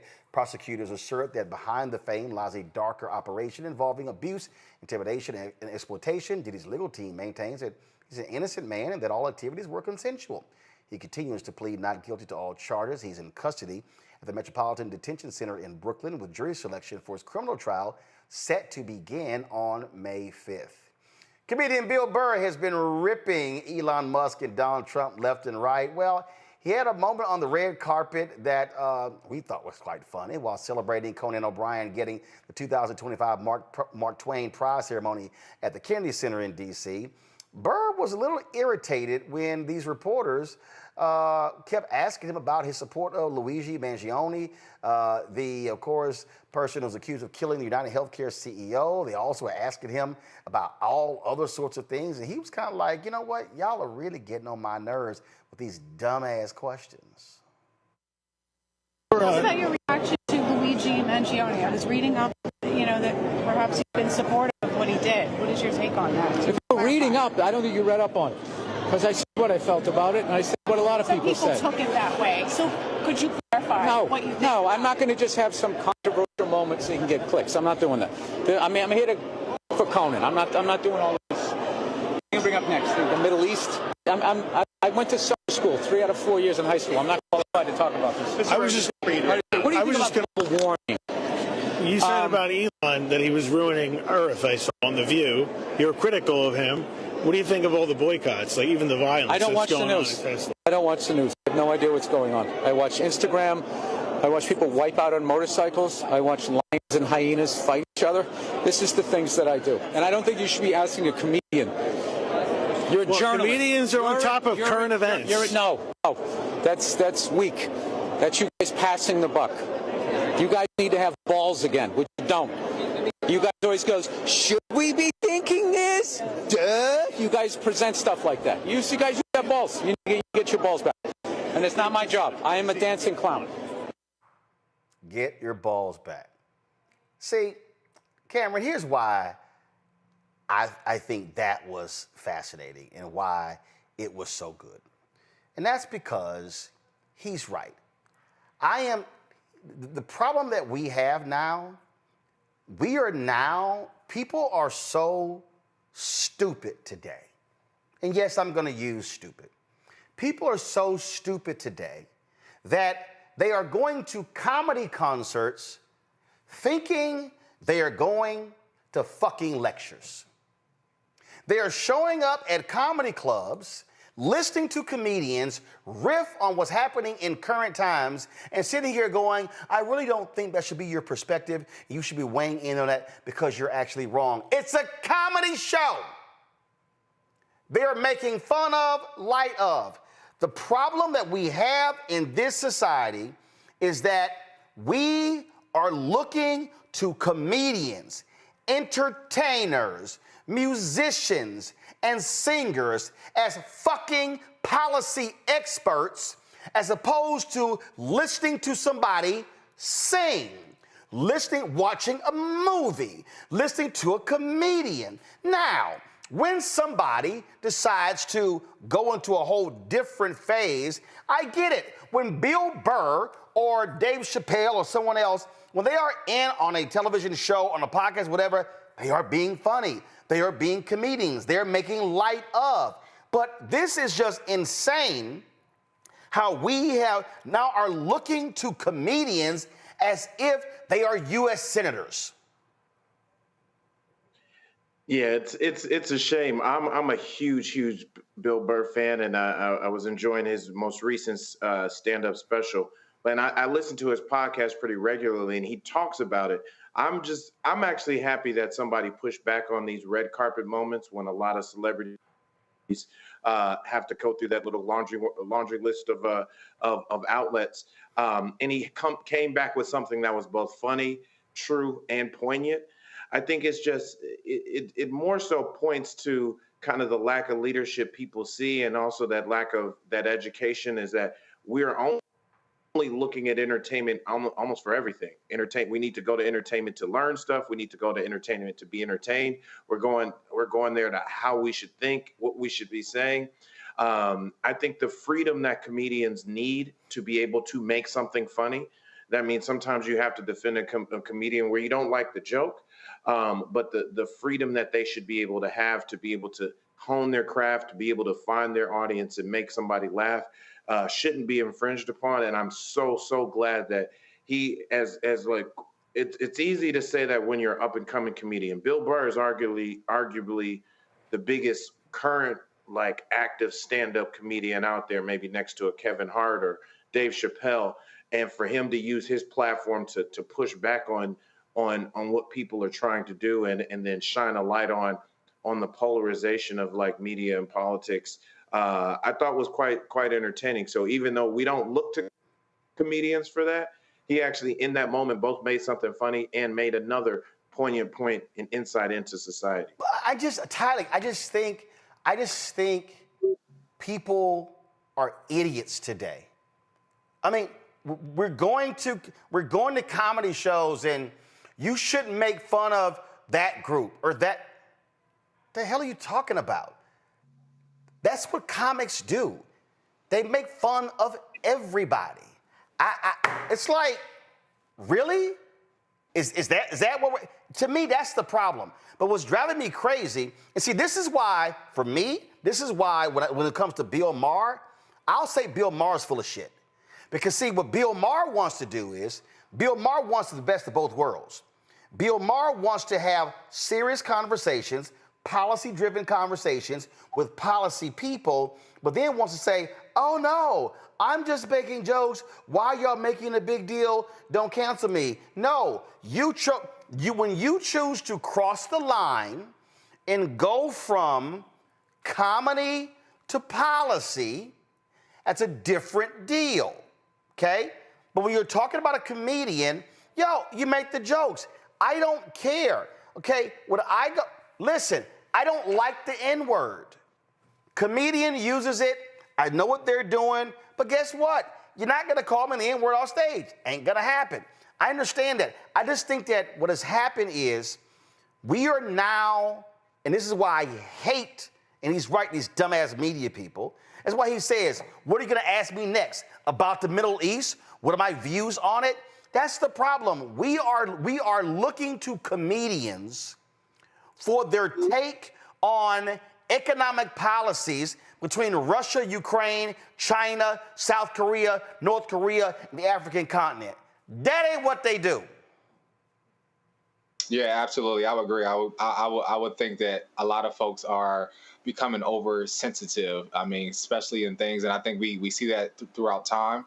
I think Burr is really known for being honest and being anti-establishment at that. And so to see his reaction, I think it's a normal. And I think even as Cameron pointed out, the polarization of what we see, like polarization being equal to engagement, and outlets are using the outrage from stars and celebrities to kind of create these moments that really kind of sensationalize what's happening in real time. Like these are serious issues. And so we have to learn the separation, but I also think it's a double-edged sword. And I think we understand the importance of a person having a platform and speaking out on issues when needed, but also there's a double-edged sword of having understanding of, like, he's in comedy and this is his job.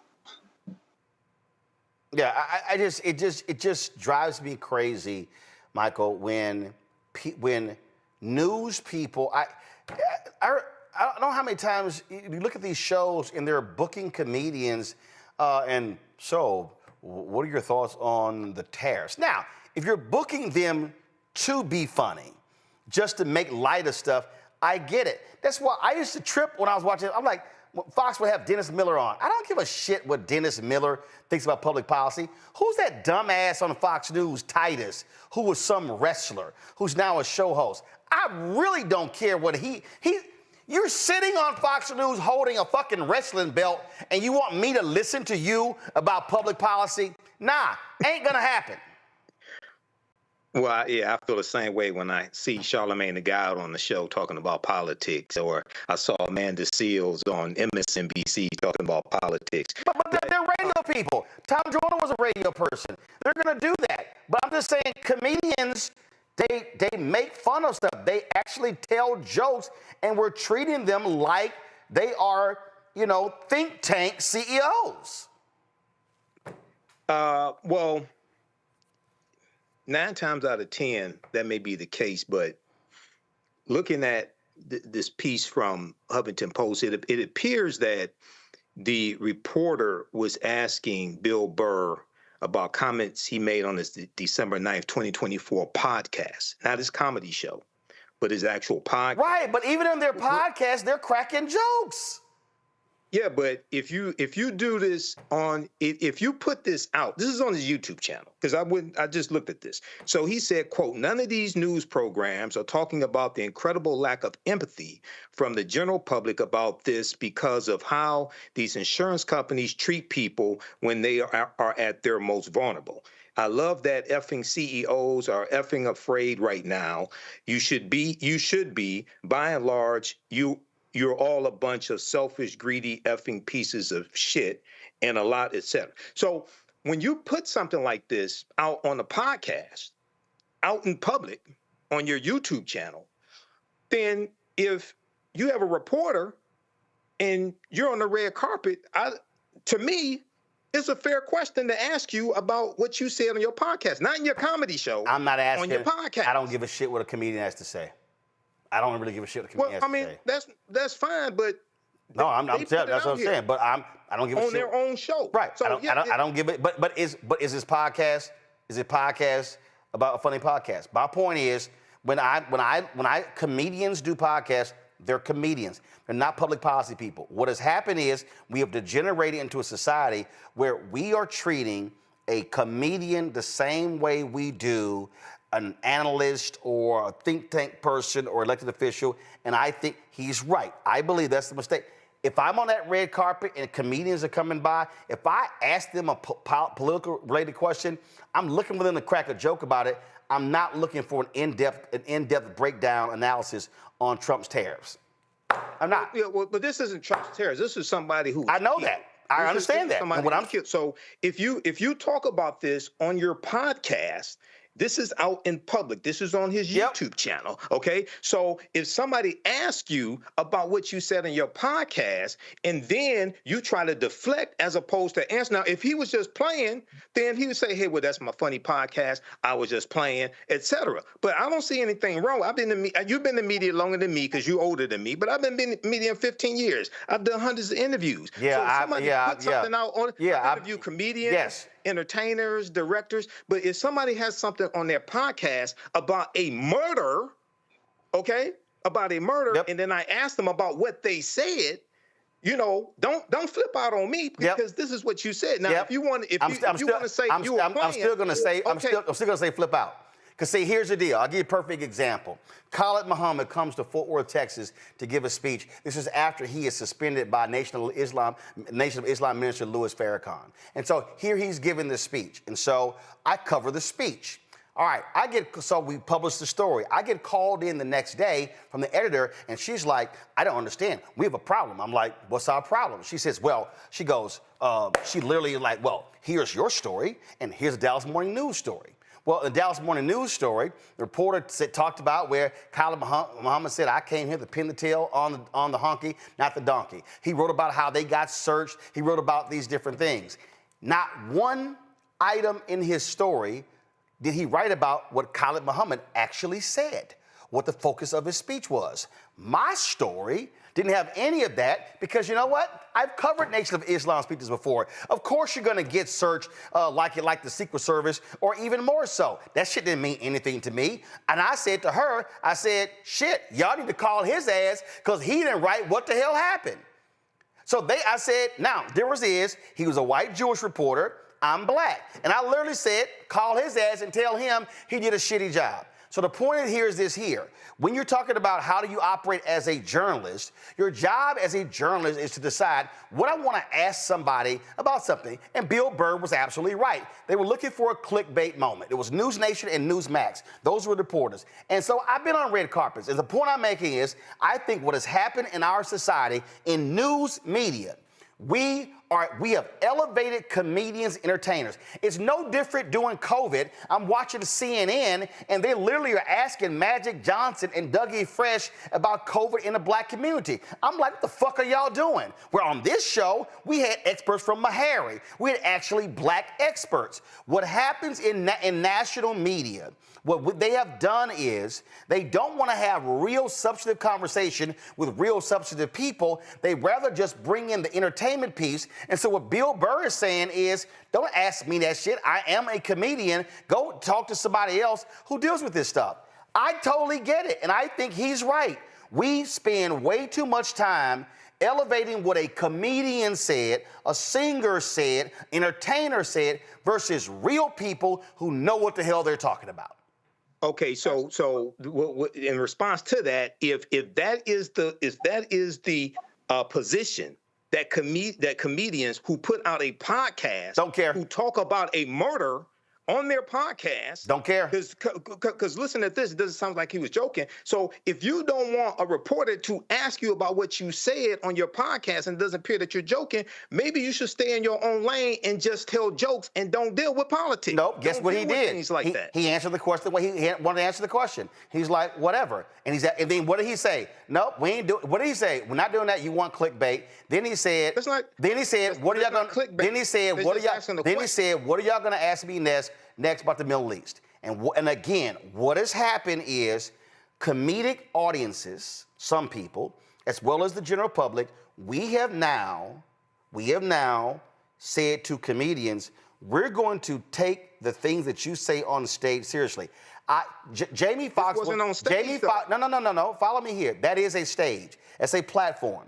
And what I'm saying is, we have become a society and news media that treats comedians like they are someone else. And what I'm saying is, he's right to say, no, I'm not answering your question. It is clickbait. I just think that, Cameron, the thing is, what has happened is, the mistake that we keep making is, and then what will happen is, we'll devote a significant amount of time on on the mainstream people, I won't, to this stuff, as opposed to somebody that's real never gets any attention. I'm spending another 60 seconds on this, and I got my guest waiting. Go, Cameron. Real quick, I will say this. As a counterpoint to that, sometimes when we do have comedians and entertainers speaking on these issues, often that is times where the entry point into an issue for some folks, people who may not be focused on the news, may not be watching the CNNs or the Roland Martins or the Black Star networks, but when they see it on stage, they hear it on their favorite comedian or entertainer's podcast or platform. Sometimes that's their way into an issue. So those folks need to learn how to use Google. But you can't expect, that's not what everybody's focused on. No, I understand. Bro. But if there are people out there, if your source of news and information is a comedian, then you deserve to be dumb. No, I'm sorry. At some point, if an entertainer says something and you're like, hey, so-and-so said that, and I'm like, you ain't checked that shit? You just running with it? Well, again, we have become so celebrity driven that we push out real people. Let me do this here. Let me do this here. Y'all have been seeing this stuff going around, and this is funny here because my next guest was just livid. When I sent her a text, she was just like losing. I was like, oh, I gotta have you on the show. Y'all seeing all of these videos about 50-50 finance, who pays for what, stuff along those lines. This was a video, I personally think this was a skit. Okay, so this video right here, woman upset after her husband surprised her with a starter home he can afford instead of the dream home they talked about. Well, there have been other videos posted where, real videos where a mother or father bought their child a car and the kid rejected the car because it wasn't the car that they liked. Then you have all these other videos where you have women talking about, well, I'm not gonna sit, if a man is not paying my bills, then we can't get together. Well, if he wants me to go 50-50, well, I'm confused because if you're paying 100% right now, is it 50-50 cutting your shit in half? Well, my next guest was just so angry and upset because she says what this is doing is, this is really screwing with people out here who don't understand finances, who don't understand the reality of relationships. And she was just so hot and bothered by this. I mean, I was cracking up laughing at her responses to me sending her these text messages that Shawnee Curry was like, I gotta come on the show. I gotta come on the show and talk about it. She's a personal finance expert, journalist out of Miami. Glad to have you here. Why are you so ticked off with so many of these videos on social media that has all these people talking about 50-50? I think Gabrielle Union talked about she finally got over paying 50-50 and, you know, letting Dwayne Wade pay for a lot of stuff. Take it away.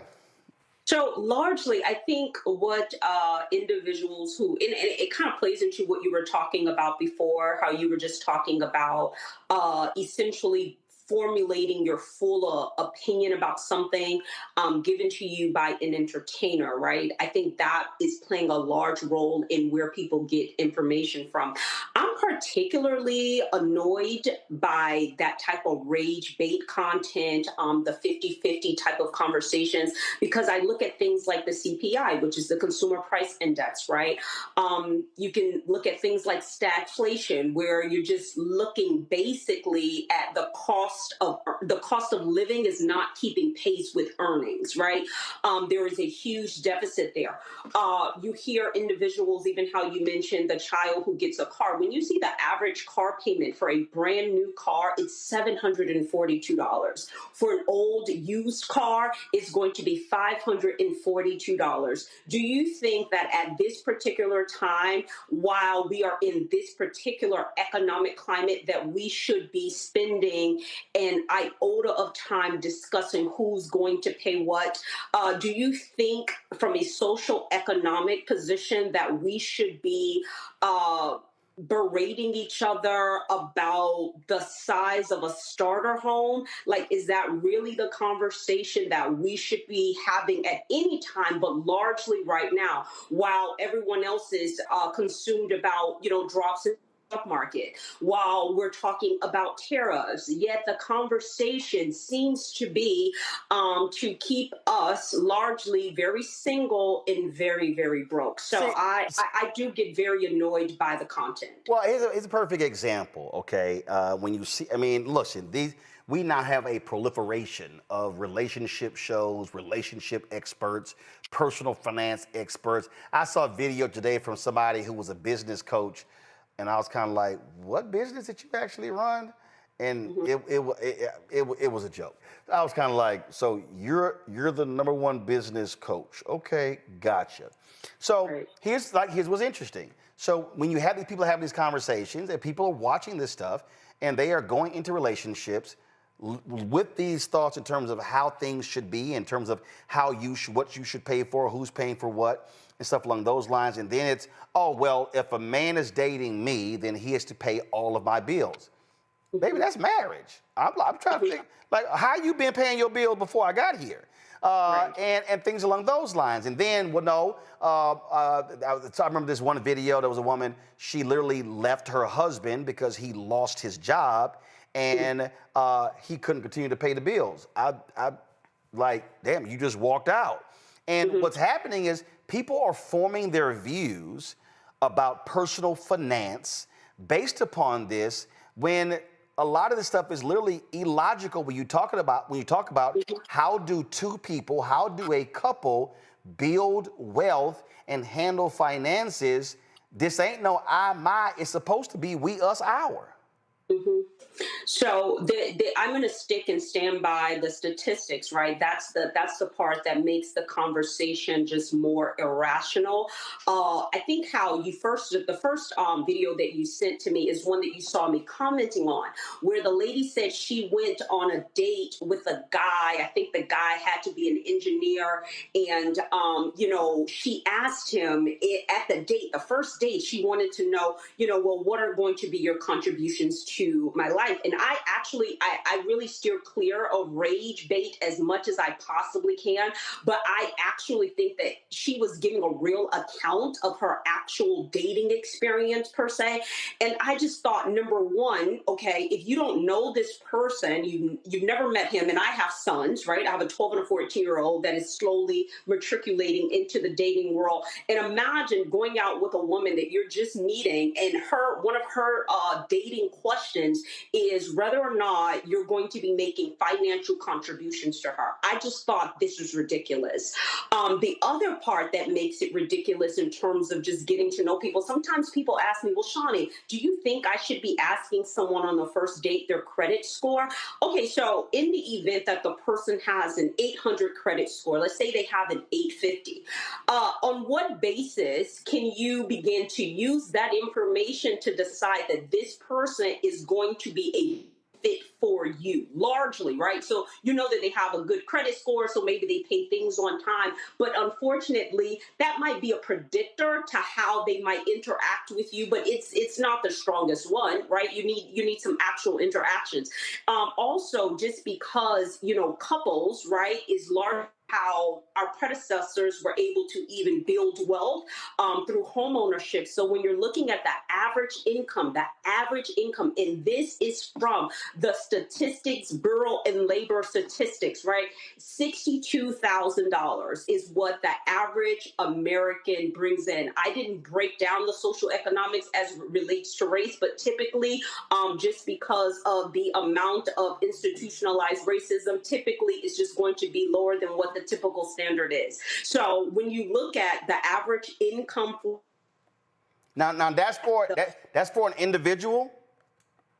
That's $62,000. That was for an individual. Yeah. All right. You can look at the labor statistics of labor, and you'll see that that is the average income for an American. So when you are largely not thinking, how can I combine myself, so that I can, become a six-figure household, it's just a little ridiculous, especially to parade each. A lot of the content is rage bait, which I also think is very, very harmful because when you're watching and you're becoming emotional about experiences that are not actually happening, and then you're taking that concept into relationships. There's also the conversation where people continue to themselves as the prize, right? I also think that that is just an injustice to begin to attach to yourself like as the prize, like as if the other person is gaining something so strongly and then you're at a total loss and your buy-in is so great. Largely, I think in a relationship that there's going to be some level of equilibrium. Depending on who's the prize, maybe it's your birthday or something. I'm not really sure largely on how those opinions get formed, but that is the type of rage bait. That is the type of content that we are being fed, this hyper independence at a time where we need to be focused on multi-generational wealth more than ever. We need to be buying property together. We need to take some conflict resolution classes, read some books so that we can live together.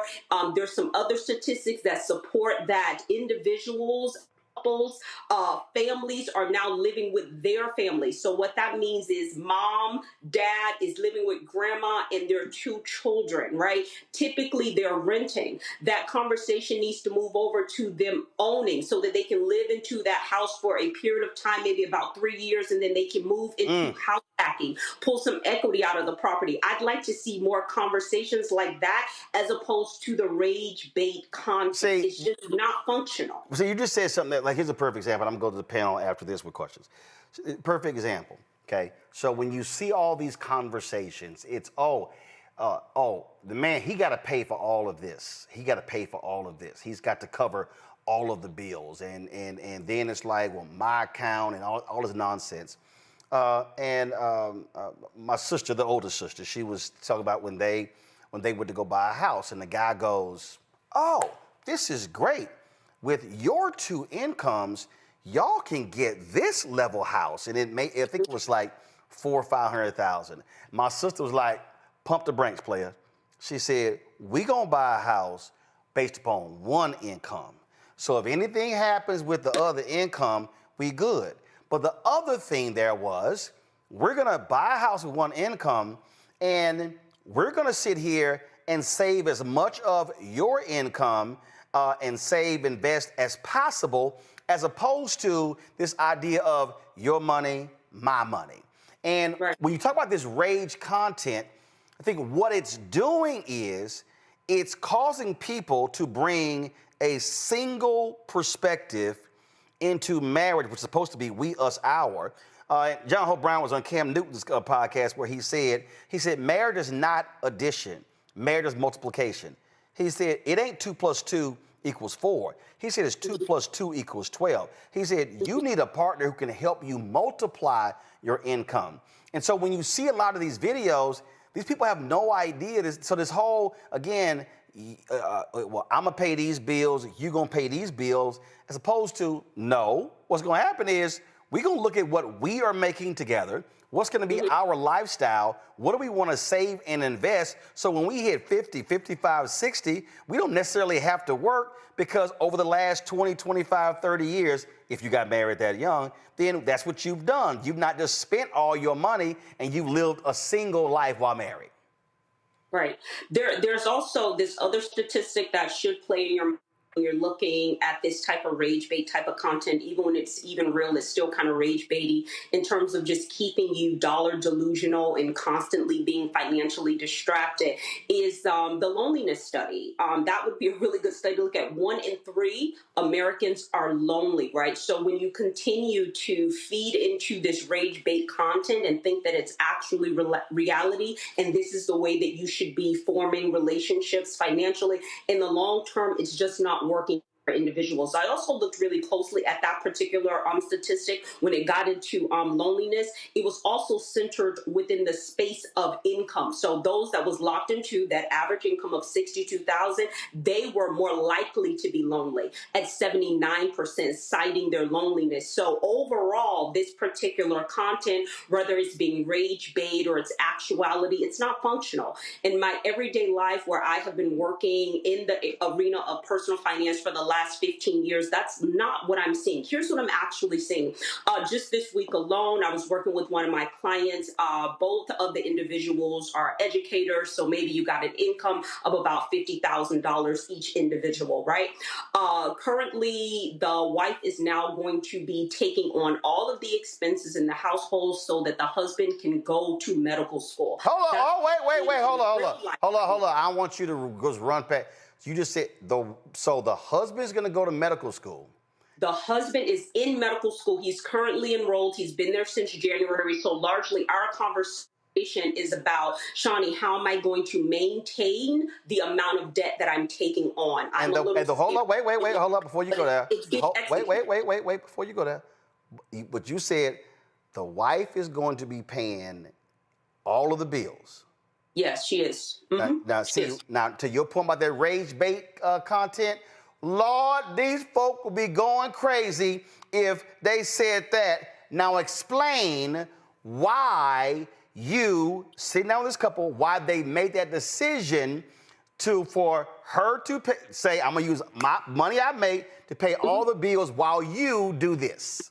Right. So largely they were just seeing where they were locked in economically. Both of them are educators. So I guess they were starting to feel like, hey, this is all we can do. This is going to be the max in terms of income. And if they're going to pick up more student loan debt, it would make sure that if they're going to pick up more debt, that it's also going to be an indicator of higher income. That's not the only one. I also have, and this one is even more so, it's like step out of this, financial facade and step into reality where my clients are actually working together.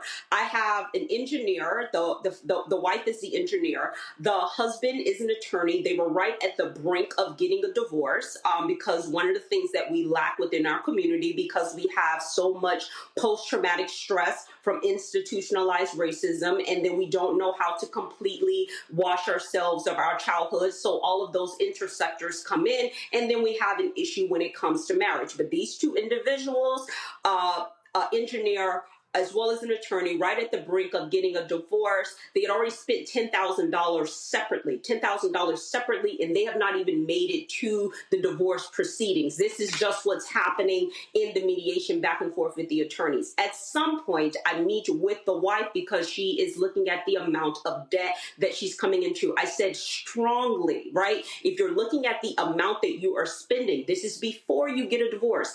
I would definitely like for you to get some hardcore therapy before you completely rid yourself of this marriage. They have completely, started getting back together. They've gotten themselves into therapy. We're talking about 2 6 figures that's getting ready to split. So I'm just saying, when you step out of like the rage bait space and then you step into reality where the more educated are preserving their resources because it just makes sense financially as well as in terms of like your mental health, then we're actually working together. Last one, this would be the last couple. These are the couples that I work with, where both of the individuals, and I find those that make less money tend to work better together financially. They don't have to make as many financial decisions, and because they make less, let's take 2 individuals. One may be a postal worker, one may be working, and they may drive trucks. They may drive, not truck drivers, because they are 6 figures, maybe a bus driver. And these 2 individuals are working together economically. The conversations when I'm working with these couples are less strained. They're not as argumentative. They're not fighting about money. They're more willing to work together to see how they can preserve what it is that they're able to save. So in just a reality space where people are actually using marriage and relationships to generate, maintain, create, and sustain wealth, it's not the rage bait content that we're seeing online. It's just not real. All right. Well, since he always is trying to throw out how young his ass is, let me go ahead and start with the youngest damn panelist, Tyler. Go ahead. I love this conversation. No, I first want to say I think it is centered in the relationship is centered in togetherness, and whatever makes you happy, you do what you got to do. But I have to say, for God loveth a cheerful giver. So if they want to give, if it's on their heart, allow them to give. But I just want to make that comment there. So yeah, I think it's about what works for you, and it's love is about sacrifice. And if that sacrifice has to be on that financial end, and that's the decision that you all make, whatever makes you happy, whatever floats your boat. But like I said, God loves a cheerful giver. I don't understand. What do you mean? Tyler, is there a question? Is there a question? See, I set it up perfectly for your young ass to ask a question of a personal finance expert, and then you want to come on here and sound like a 75-year-old damn deacon. Like God loves a cheerful giver. Okay, I understand that, but we're talking about relationships and money and 50-50, and so, bro, come on. My question would be, okay, so what if, like you said, you don't want to be in a situation where someone is requesting or asking for something from you? What if you're stuck in a situation where someone's like, they have their parameters of where they want to date, and if the person's not meeting that, but the love is there? Okay, so do you mean? Okay, so maybe let me help. Let me help me out, Sean. Let me help the youngin' out. Let me provide some damn seasoning here. So Tyler Perry did a video. Tyler Perry had an interview, and he said to the sister, he said, ladies, if you have a man who loves you, cares for you, respects you, treats you well, rubs your back, rubs your feet, he said, but all he can afford is to pay the light bill, he said, let him pay the light bill and you pay the rest of the stuff. Man, these sisters went off on him. Why I got this married down, why I got the date down, why I can't have somebody on my level. And Tyler's response was, did y'all miss all the other stuff that I said? And so that sounds like what Tyler was talking about. So what happens when you may want to date somebody or marry somebody, and the reality is they're not on your economic level. They can't pay for a vacation to Thailand and Tulum themselves, but y'all together can do things together. How do you get people to see beyond the money and say, wait a minute, I'm trying to get with you for a multitude of reasons beyond your bank account? I think that's what he was trying to ask. I actually understood him. At some point, he'll have to clarify that statement about God loves a cheerful good. No, he don't. No, he don't, because he was trying not to ask a question. He was trying not to ask a question. I'd like to understand that. But separate from that, I do remember what it is that you're talking about, where Tyler Perry was saying that, and I do remember the internet largely being split, just being split in the space where the woman feeling like, why would I have to lower my standards in order to be in a relationship? And I think that you have to look at your overall standards for being inside of a relationship. And if your only space of being in a relationship is economic, then I want you to begin to really and truly look at those loneliness statistics. I really do. Just the impacts that it's having on mental health, the impacts that it's having on physical health. It doesn't serve us well to continue to push this hyper independence agenda. It doesn't work economically, and it doesn't work for us physically. Now, when it comes to some of these individual standards in terms of how you interact with people, that's actually really important in terms of, from how much you earn, do I like to communicate with you? Do we have similar interests, right? So oftentimes people think that, or will suspect that someone at a specific income level may be limited in terms of what they may enjoy. So they will, think that this would speak to incompatibility. Maybe it will, maybe it won't, but it really depends on the two individuals. I've seen that work out in so many different ways, where sometimes the woman is the six-figure earner, and this was actually not a brown couple like you and I, was actually a white family. The wife did earn six figures. The husband was a freelancer. So he was the one that predominantly cooked and cared for the child. The wife persisted to refer to herself as the breadwinner. She continued to do that when we were working in the session. And I had to bring her to the space of just recognizing that you did not need to overly state, especially to a man that's not making as much money as you, to overly state that you are the breadwinner per se. I did have her to list what he was economically contributing to the marriage, to the relationship, that was not financial. They are still together, by the way, but sometimes I think when people get frustrated in that conversation, it is about compatibility. Sometimes people think income is a way to reflect compatibility, but for some people, income is the only standard, and largely they don't end up very happy either, because I have clients that, right, are only married for money. Well, right? well, they're but not happy either. There are some people, the money is also power. And the reality is, historically, men have used being the breadwinner to establish dominance in a relationship.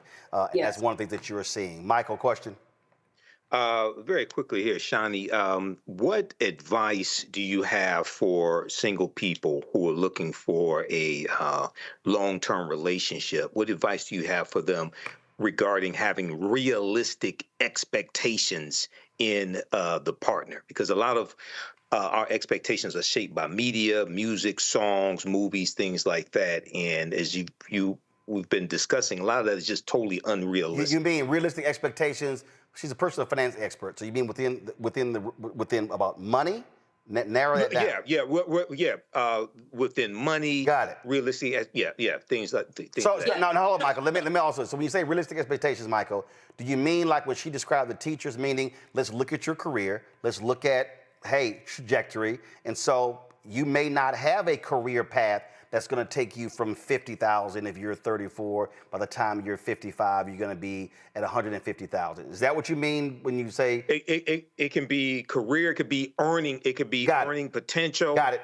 Things of this nature. Shawnee, go ahead. Yeah, I would say that one, just discard most of the content that you see online.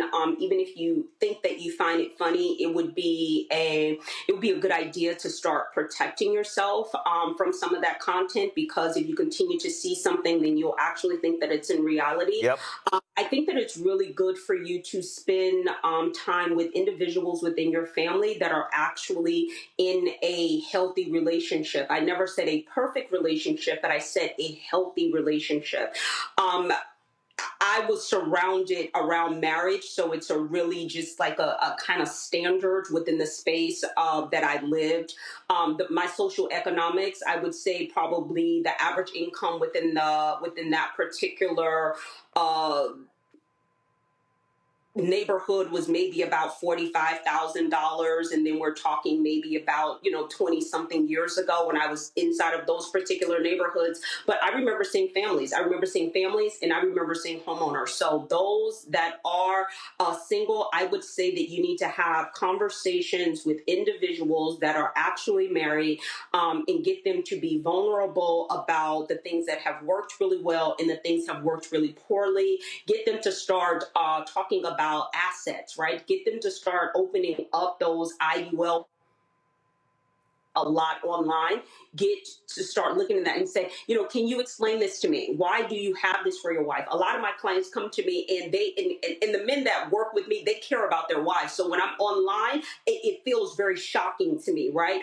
My clients are often coming to me, Shawnee, how much would it cost for me to get the max amount of insurance so if something happens to me, my wife doesn't have this as a challenge? So online is not really the best place to get information about relationships, just because I'm looking at individuals that are single, individuals that are married, and they're making decisions and they're making it work. I don't know why they're pushing that agenda online. Cameron, when eggs are $8.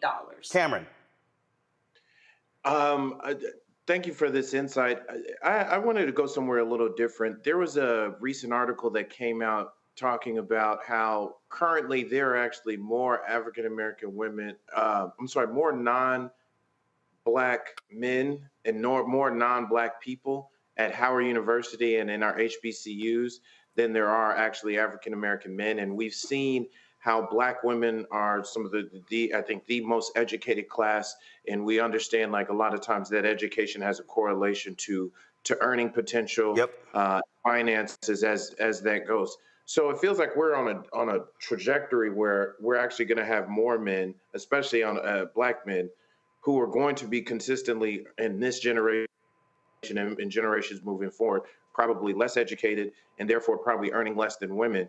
How do we combat that, or how do we whether it's reset financial expectations? Because that online narrative, I think, continues to push forward. And as a person like myself, I'm still single, but a lot of healthy marriages in my family. So I fully believe in that, and knowing a lot of none of my family married for money, but now as we go into that, right, you can see that that we're actually, it could get worse, not better, in terms of like the unrealistic or unmatched expectations financially that women may have of men in the pool of men that are available, at least here in the States. Mm-hmm. Go ahead. Yeah, so I can tell you that in terms of like the unrealistic expectations, just like that one video that brought us to this conversation, Roland, where the young lady was talking about she was dating an engineer, and if he's not going to be willing to at least start telling her how much he's going to be contributing to her life, on date number one, right?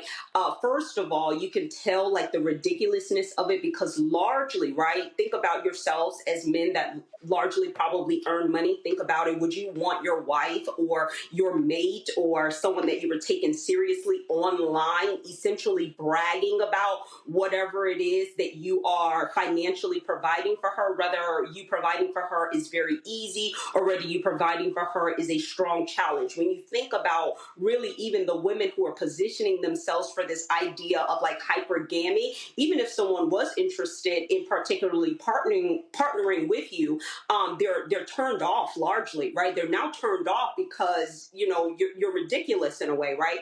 So in terms of bridging that particular gap, I do spend time with individuals between that age gap of maybe about 22 and 25. And they're some of the brightest, wealthiest, children that I've ever met. And it's probably not fair for me to call them children, but they are entrepreneurs. They are in the tech space and they are talking about marriage and they're talking about relationships. So I don't think that it is as far apart. I know what you're saying in terms of, you know, Black women being more educated, and is that trajectory going to continue to go into that particular space?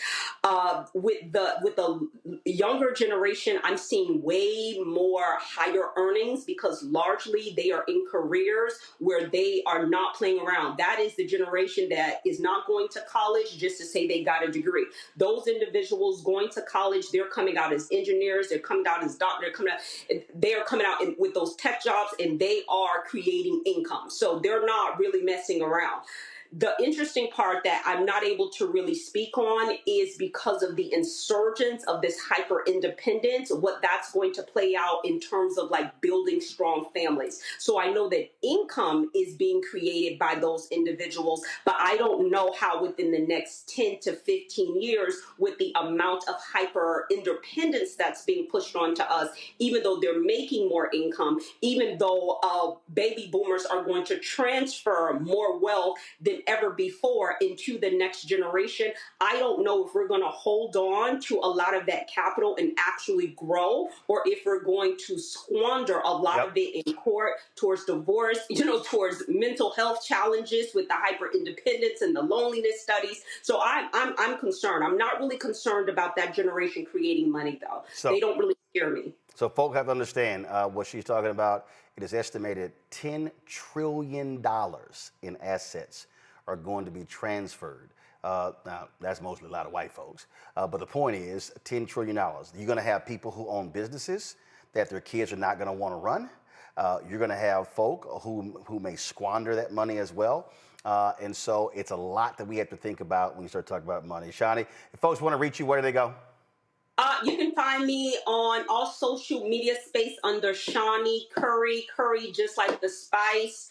And thank you so much, Roland, for giving me the opportunity to talk about personal finances as it relates to relationships, because it's a family, it's a marriage. And that's how we create more wealth, through strengthening our ability to resolve conflict, repair, and make some money together. And by the way, when she talk about that money's going to be gone, when they divorce, them attorneys going to get all that dough.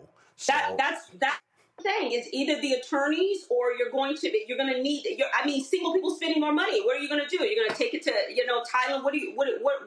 What is your sustainability plan? You know, but actually, I think what they're going to do is they're going to take it to not Thailand, but they're going to go to Thailand, and so they can be cheerful givers. And then you can go to Thailand, or you can go to some of those places. Yeah, you can go to Thailand. Okay, Anthony, I need you to switch. You need to switch to Thailand. Come on, Anthony. Okay, you got to keep up. I'm don't feed into it, Anthony. Dog, you totally missed the whole. Don't feed into it. Yes. Don't feed yes. Into so all y'all out there, overall, y'all can give the money to Thailand, and then y'all can then decide how y'all gonna be a cheerful giver in giving the money away. Shani, we appreciate it. Thanks a lot. Thank you so much. All right, thank you so very much, folks. real quick, I just came in. Quick breaking news here. We've been covering the North Carolina race. The North Carolina Appeals Court, hardcore Republicans. These idiots actually ruled against Allison Riggs. She beat the Republican here, one of their fellow judges, Judge Jefferson Griffin. She beat him, and this three-judge panel of the North Carolina Court of Appeals ruled that more than 65,000 votes cast in that race must be recounted and verified. Talk about total BS. Now, the election board already made clear that wasn't the case, but this is a huge victory for the Republican in this particular race. Allison Riggs, she, of course, is the Democrat who actually won. This is, give me 1 second, I'm going to read for you real quick the statement that she actually released on social media. Give me 1 second. Okay. Let me go ahead and pull this up. This is the statement that she dropped. Today, Justice Allison Riggs released a statement. We will be promptly appealing this deeply misinformed decision that threatens to disenfranchise more than 65,000 lawful voters and sets a dangerous precedent, allowing disappointed politicians to thwart the will of the people. North Carolinians elected me to keep my seat, and I swore an oath to the Constitution and the rule of law, so I will continue to stand up for the rights of voters in this state and stand in the way of those who would take power from the people. So that, y'all, she beat him in November, and the Republican, they still trying to fight it. Remember, Republicans hold a 5-2 majority in the court. They want this seat. It will be 6-1. They want to take out Anita Earls next year, the sister, so they can have a 7-0 majority on the state Supreme Court. That is why Wisconsin's race on Tuesday was so important. Michael, thanks a bunch. Cameron, thanks a bunch. And the cheerful giver, Tylik, the youngest person on the panel, appreciate you being on the show as well. Y'all, thanks a bunch. Have a great weekend, folks. We're about to close it out, but coming up at the end of the show, we're going to be airing April 4th, 1968. I talked to, over the years, a number of people who worked with Dr. King, who marched with Dr. King, who were close to him, and they all gave me their accounts of what they went through, what they felt, what they experienced on April 4th, 1968, the day he was assassinated in Memphis, Tennessee. Zerdona Clayton, Ambassador Andrew Young, Reverend Jesse Jackson Sr., John Lewis, Eleanor Holmes Norton, a number of people, and so it's a fascinating conversation, and especially Zerdona Clayton, who talked, just unbelievable, talking about the days after her being in that bedroom with Coretta Scott King, taking calls from world leaders. And so it's a fascinating conversation. You're not going to find this anywhere else. Nobody else has this conversation. This is, pull the graphic up, folks. We call this special April 4th. April 4th, no, guys, the graphic. That's not the other graphic. It's right there in remote one. The one in remote one. Okay, April 4th, 1968. The graphic, that's the special. And so we're going to have that for you in just 1 second. Don't forget, support the work that we do. Join our Bring the Funk fan club. You can contribute via Cash App. Use the Stripe QR code. It's right here. Go to blackstarnetwork.com. Send your check and money order. Make it out to Roland Martin Unfiltered. P.O. Box 57196, Washington, D.C. 20037-0196. PayPal, R. Martin Unfiltered. Venmo, RM Unfiltered. Zelle, Roland at RolandSMartin.com. Roland at RolandMartinUnfiltered.com. Download the Black Star Network app. Apple phone, Android phone, Apple TV, Android TV, Roku, Amazon Fire TV, Xbox One, Samsung Smart TV. Be sure to get a copy of my book, White Fear, How the Browning of America is Making White Folks Lose Their Minds. Available at bookstores nationwide. Get the audio version on Audible. Be sure to get your Roland Martin Unfiltered swag. You see it, get our shirts, FAFO 2025. Don't blame me, I voted for the black woman. Get it at rolandmartin.creator-spring.com or go to blackstarnetwork.com. The QR code is there as well. Be sure to download the app Fanbase.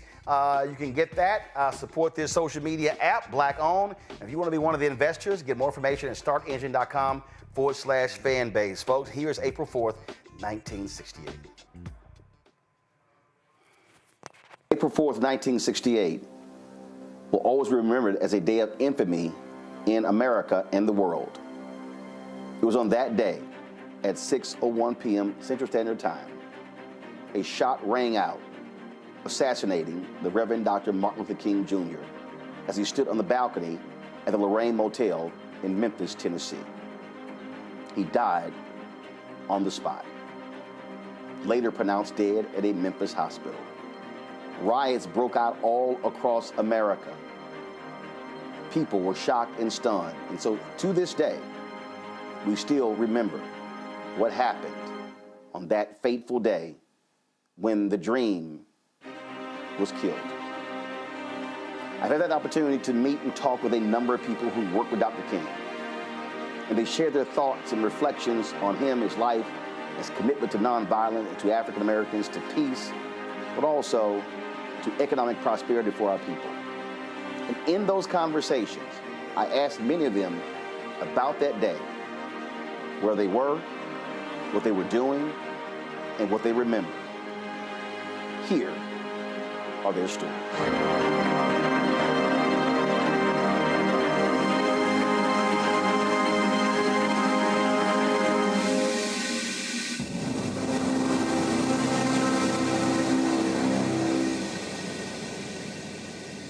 Earlier, you talked about that particular night, April 3rd, 68. From your recollection, describe for you, April 4th, 68. Well, I can't give you a recollection because I have none. I don't remember that day at all. The day I remember is the funeral. And what I remember about the funeral is that lights, cameras everywhere, and it was hot. And I was on my mother's lap. I was a little restless. And during the middle of the service, they end up playing the piece where my father talks about his own eulogy at the end of the Drum Major Instinct sermon that he had delivered February 4th, 1968 at Ebenezer. Now, here is the thing. A few days before, when my mother was preparing me, and this is the part that I'm told, when she was preparing me to see my father laid out in the casket, she told me, when you see your father, first of all, your father is going on to live with God. He's, a spirit. And when you see him, he won't be able to talk to you. Because she knew that whenever Daddy came home, I used to run up in his arms and we had this kissing game. Now, I do remember the kissing game. Mm-hmm. She didn't tell me about that. And so here at the funeral, suddenly, here's Daddy's voice. And she didn't realize that she had told me, he won't be able to talk to you anymore. But I'm hearing his voice. Even though he's not talking directly to me, I'm hearing my dad. I'm literally, there's probably film where I'm looking around. And she said I was looking like he was coming up out of the casket. That was very confusing for me that day. And then I do remember, I don't remember going out of the church. Yes, I do. I remember the casket going by. We get out of the church. And then I fall asleep along the route that we walk from Ebenezer to Morehouse. I wake up at Morehouse. And your kids are just strange, the things we notice. So I'm looking up at the stage, and it just looked like something was not angled right. It was like something was crooked, and that's all I remember. I don't remember speeches. I just remember my dad's voice at the actual funeral. I don't think anybody can comprehend what your life was like and that of your sister and your brothers and your mother in the years afterwards. Because this huge figure, who for you is Daddy, but for the rest of the world is this icon. Talk about that, having to go forward and he's not there. Yeah. Well, it was tough for all of us in different ways. For me, it was the incessant drive of looking for another daddy. It's like, can they be my daddy? So we had these photographers that were around a lot. And when I think about it now, it's like paparazzi. Growing up, we had a lot of photographers around, but we had some after. And I can't remember if it was Flip Schulte or someone else. But at one point I said, can he be my dad? Because they were around so much. And it's interesting because kids don't really register color the same way that we do as adults. So that was one thing, I was looking for daddy. Uncle Andy became, like a surrogate father to all of us. He was actually the only one who stayed around, really, out of everybody. Consistently came by to see us and everything. And then there was another gentleman, Bob Green. I don't know if you know Dr. Robert Green, who was an educator, worked in the movement in the latter stages. But they came around a lot. The other thing for me is that initially I was fearful that something would happen to my mom. So in the initial stage, I was like, please don't go. Because when she would leave to go out of the house, out of town especially, I didn't know she would come back. So, we had that kind of trauma. And my journey was probably totally different from everybody else's because they had, including Dexter, they had an opportunity to spend time with Daddy on the road doing some of the work. Dexter got to go with him to tour some areas of Mississippi. Martin and Yolanda, Martin went with him there as well, but Martin and Yolanda got to go on a couple of marches or so. I didn't do anything. So I'm the child that is clueless as to whatever has taken place. So I'm trying to sort all of this out, and my mom is trying to hold it all together. And I don't know this personally, but what she shared, even in her recent book that was published, My Life, My Love, My Legacy, she talked about trying to pull it together coming out of that room because of that void, that emptiness. And Martin was in the bed right there next to her. And she had to do what she needed to do in that room before she emerged because she had to go into mommy role. She had to go into carrying the legacy role, building the King Center and all the work that she was doing. And I never saw my mother really cry. She was just this strong figure. But she helped to try to translate all of this for us and help us understand that our father made an important sacrifice for all humankind. And I think that's what helped us ultimately, because I went through my cycle of hating, anger, and still struggle a little bit with the anger. But I think because of the things she taught us along the way and that she modeled, it kept us. Because, what we went through, and then my uncle the next year, being found in his pool mysteriously, and he didn't drown, no water in his lungs.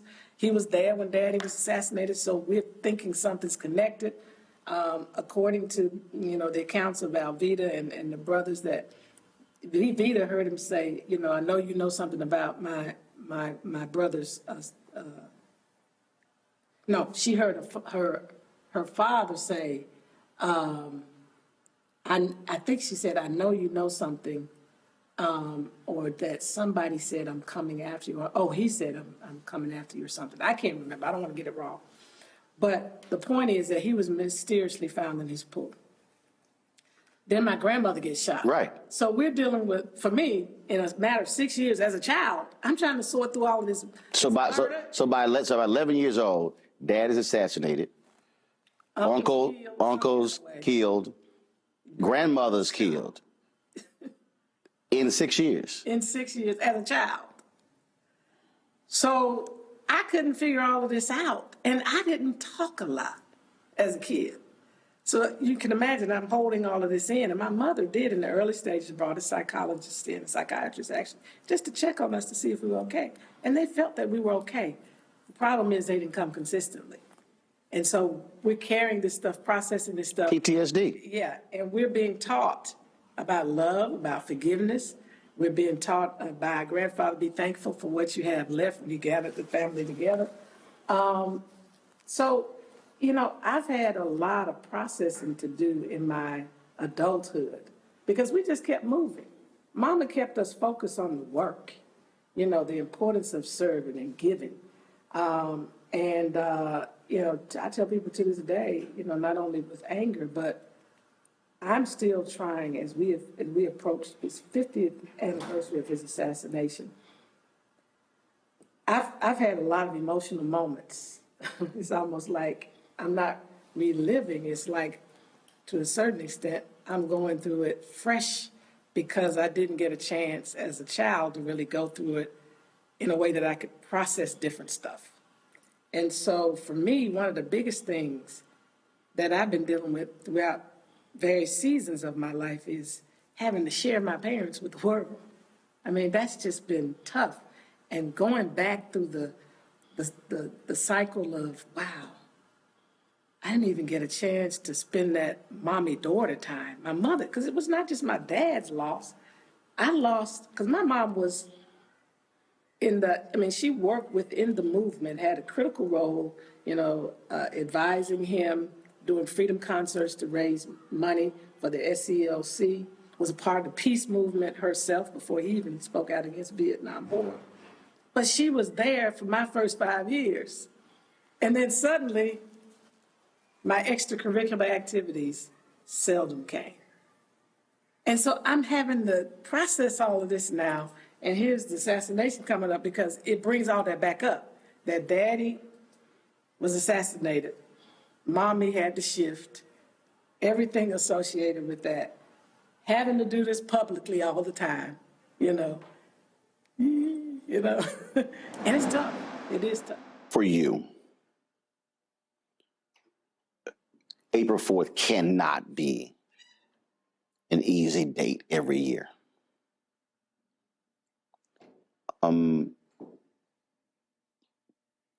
How do you deal with that? Well, let me just tell you what I have. I first have to acknowledge the loss to my mother of her husband and my siblings, our father. That's the very first thing. That was a loss that cannot be replaced. But then I look further and I have to glean and understand that the nation garnered a message and an understanding of a movement. And that is, for example, if Dad had not been killed, probably we wouldn't be dealing with the things we're dealing with, first of all. We'd be at a different place.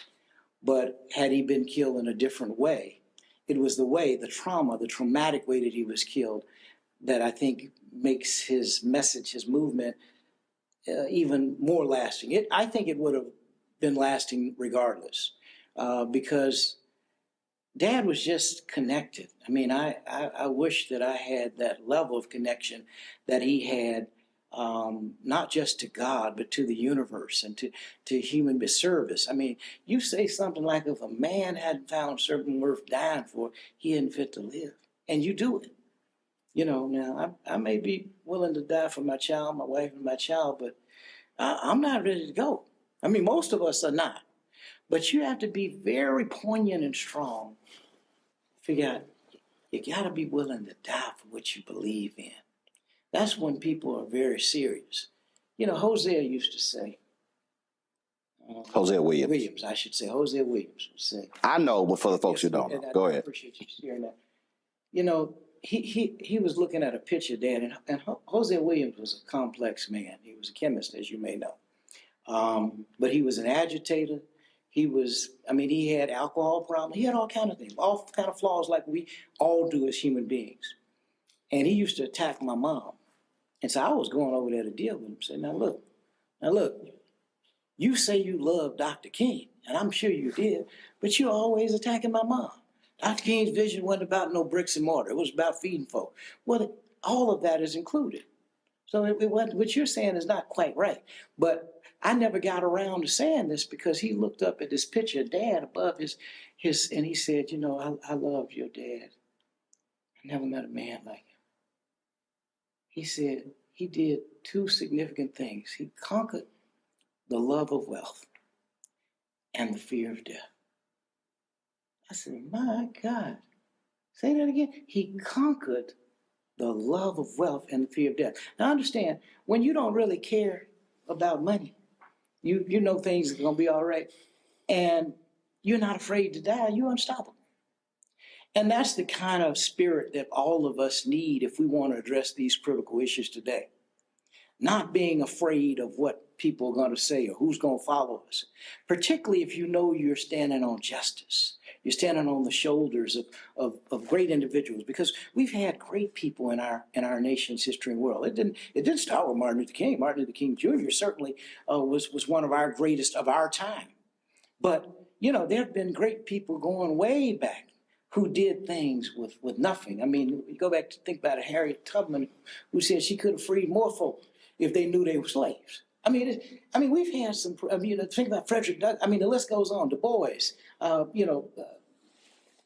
T. Washington, and the list goes on and on with so many. And the inventors. And we don't really, as Black people, honestly, we really don't truly realize who we are. We don't realize we were kings and queens and that civilization began on the African continent. Most of us don't realize that because we're taught negatively.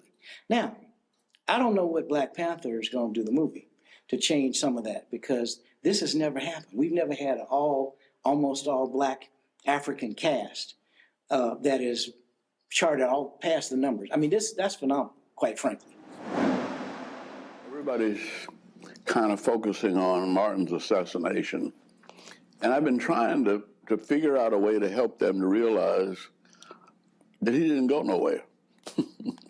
That his body was buried, but his spirit is more alive now in more ways than any of us can ever imagine.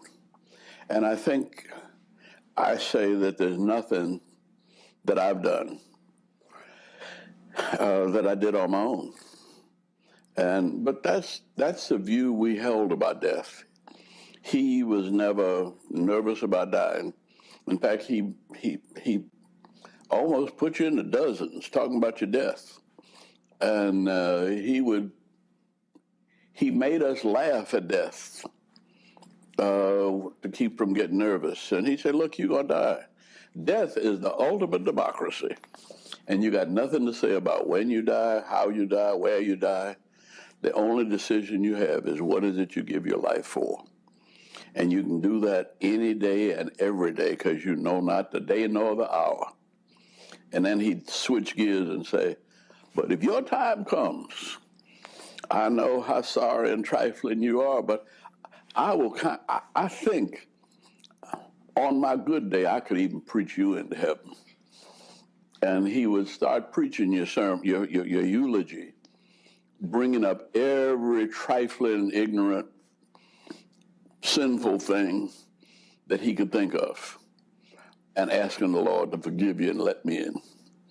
And he made us laugh at death. And I came back to the motel, and they'd been eating catfish and, telling lies, and everybody was feeling, this was the happiest I had seen him in years, because his brother was there, all of his friends were there practically. And, preachers know how to have fun when they get together. And preachers have fun like preachers have fun. Can't nobody else imitate that or understand it, because they're signifying with each other in Bible verses and all that kind of stuff. And, they have their own language. And so I stumbled into one of those sessions, and, he said, where have you been? I said, I've been called. You haven't called me all day long. Don't you know I'm the head of this movement? You got to report to me. You think you get... I said, hold on, wait a minute. You talking back to me? I said, look, y'all, what have y'all been doing in here? See? And then he picked up the pillow and he threw the pillow. Well, I threw it back. See? And that was like the beginning of a free-for-all. And everybody grabbed pillows and they all beat me up. See? Well, it was fun. But then somebody Billy Kyles knocks on the door and said, my wife is cooking dinner for y'all. And she's waiting, and she's got it all set up on the table. And so he said, well, let me go put on my shirt and tie.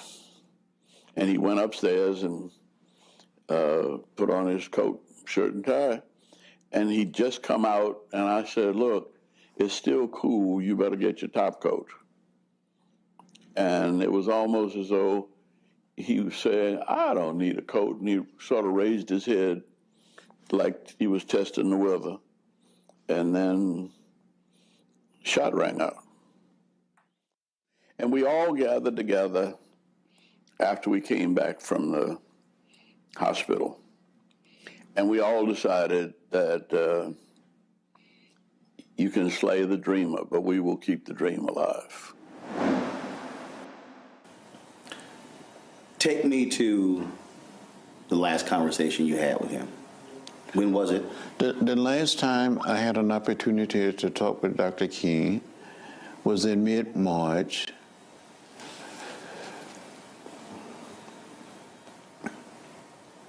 Just before he went to Memphis. It was at Pasca's hotel, a restaurant. He had been meeting with a group of rank and file members of organization working with low-income or poor people. They were black, white, Latino, Asian American, and Native American. Because he wanted the Poor People's Campaign to look like America. And he kept saying, I will see you in Washington. And he never made it to Washington. The night that he was assassinated, that evening, I was in Indianapolis, Indiana, campaigning with Robert Kennedy, working toward his nomination, the Democratic nomination for president. And when I heard that Dr. King had been shot, I didn't know his condition. When Robert Kennedy came to speak, he said, we have some sad news tonight, that Martin Luther King Jr. had been assassinated in Memphis, Tennessee. So prior to him saying that, you didn't realize it. So when that audience found out, that's when you found out. That's right. When the audience heard the message, I heard it at the same time. And I cried. And I said to myself, well, we still have Bobby. So I went back to Atlanta and helped in preparation for the funeral and stayed there for about 2 weeks. I got back in the campaign and went to Portland, Oregon, and with Robert Kennedy, and then I went on to Los Angeles. And I teamed up with Cesar Chavez, and we went to these wealthy neighborhoods and homes of primarily white citizens, urging them to vote for Bobby Kennedy rather than for Humphrey or Eugene McCarthy. Went to churches. We had an unbelievable motorcade through the city, and there was these black athletes like Rayford Johnson and the big guy, Rosa Greer, trying to hold Kennedy in the car. And you saw hundreds and thousands of people, especially in the African-American community, in the Latino community, rallying for Bobby. And he invited me to come to his suite that evening, and he joked with me. He said something like, John, you let me down today. More Mexican-American turn out to vote than Negroes. And he was just joking. But I truly felt that when Dr. King was assassinated, I said, well, we still have Bobby. In less than 2.5 months, he was gone. And I think something died in America with the death of Dr. King and Bobby Kennedy. When I talked to Jim Lawson, I said, in the aftermath of Dr. King's death, what did you do? He said, we went back to work. He said, we had work to do. He said he did not grieve until July. He said that's when he just broke down. Were you in the same place where there was still work to do? That there was no time to feel sorry and to mourn. Well, we were caught up in the moment. It's you had to continue to work. We had a major national election coming up, so I didn't mourn that much. But every single day, I thought about Dr. King. Matter of fact, I went back to Atlanta between the campaigning effort and trying to support others. And my doctor said, you need to rest, and made it possible for me to go to the hospital and just rest for about 2 weeks. And then I got back on the road, supporting local candidates, trying to get people registered, turn people out to vote. Became a delegate to the Democratic Convention. I was a junior bond. We were supporter. Mm-hmm. We were challenging the Lester Maddox delegation of Georgia. And I had a half a vote in the convention. And I voted for Ted Kennedy in honor of Bobby Kennedy. He said, Doc, pow. And somebody said, get low, because it was a hit. And we didn't know what the hit was going to be spraying bullets. So I was on the ground, and the Rav was in the room. I think Bernard must have been downstairs. Rav, Billy Kyles was about so far, turning to go down the steps. And there's a picture of Andy, Billy Kyles, and someone just for, and they laid it pointing that way. And that pointing is that the bullet didn't come from that way, because he's on the ground. It came from that way. So we tell the police who had their guns drawn, go the way the bullet came from. The bullet came from that way. That's that picture. Mr. Withers, the photographer, he was there. Ernest Withers. And he scooped a couple of jars of blood, tried to give me one and Ralph one. I couldn't touch that blood. I remember Ralph coming back. My son, my brother been shot. I'm his dearest friend. Ralph, Martin, hold on. We need you. Hold on. Martin, hold on. But Doc was gone at that point, you know. And so I just got up and ran myself off, and I was standing next door, the room next door. I called Mrs. King. She was in the bed. She said, Jess, how you doing? I said, I'm doing this fine. I said, Mrs. King, couldn't quite get my mouth together. I said, I'm reading. I said, Doc been shot, I think, in the shoulder. I knew better. I couldn't say what I had just seen. I want to check up in that way. I said, but you should try to go and see him if you can. She said, I'll be there momentarily. She got up out the bed, and apparently for 7, 8 minutes, someone called, the press, and said he was dead. Man, bedlam broke out. I mean, the fires around the country. But what excited me the most was, I think it was Reverend Joe Lyre that said, we can't let one bullet kill a movement. We went through all the trauma of his death. I remember being in the room with Harry Belafonte and Sidney Poitier and Robert Kennedy, talking about what Dr. King meant to us. And doggone, we were in Washington, and Robert Kennedy got I was at home, and my mom woke me up and told me. And I remember her crying, and when I seen her cry, I started crying. I mean, it just hurt me so bad, and it hurt my household and so bad. It's just, and I remember seeing the clip, everybody pointing at the vacant building, and man, and I seen his brother, and it was just like, man, all this blood. It just devastated me. I'll never forget it. It hurt me so bad to my heart, and I felt so bad for the family, Coretta Scott King, those kids. It devastated me a lot. Yeah, it did. When he returned from Mason Temple, did you have any conversations with the folks who were with him about that unbelievable, powerful speech? Were there any conversations that night when he got back? Because when we reflect on it now, you're missing something. You know what you're missing? What's that? When he returned, did you have any conversations about what he was missing? He wasn't missing anything, because I never left him. Andy never left him. Ralph never left him. We were always a team. We were always a team. We were. That's not an exaggeration. But we would. I don't know what it was, but we wouldn't have left him. I'm gonna cry. The last conversation you had with him.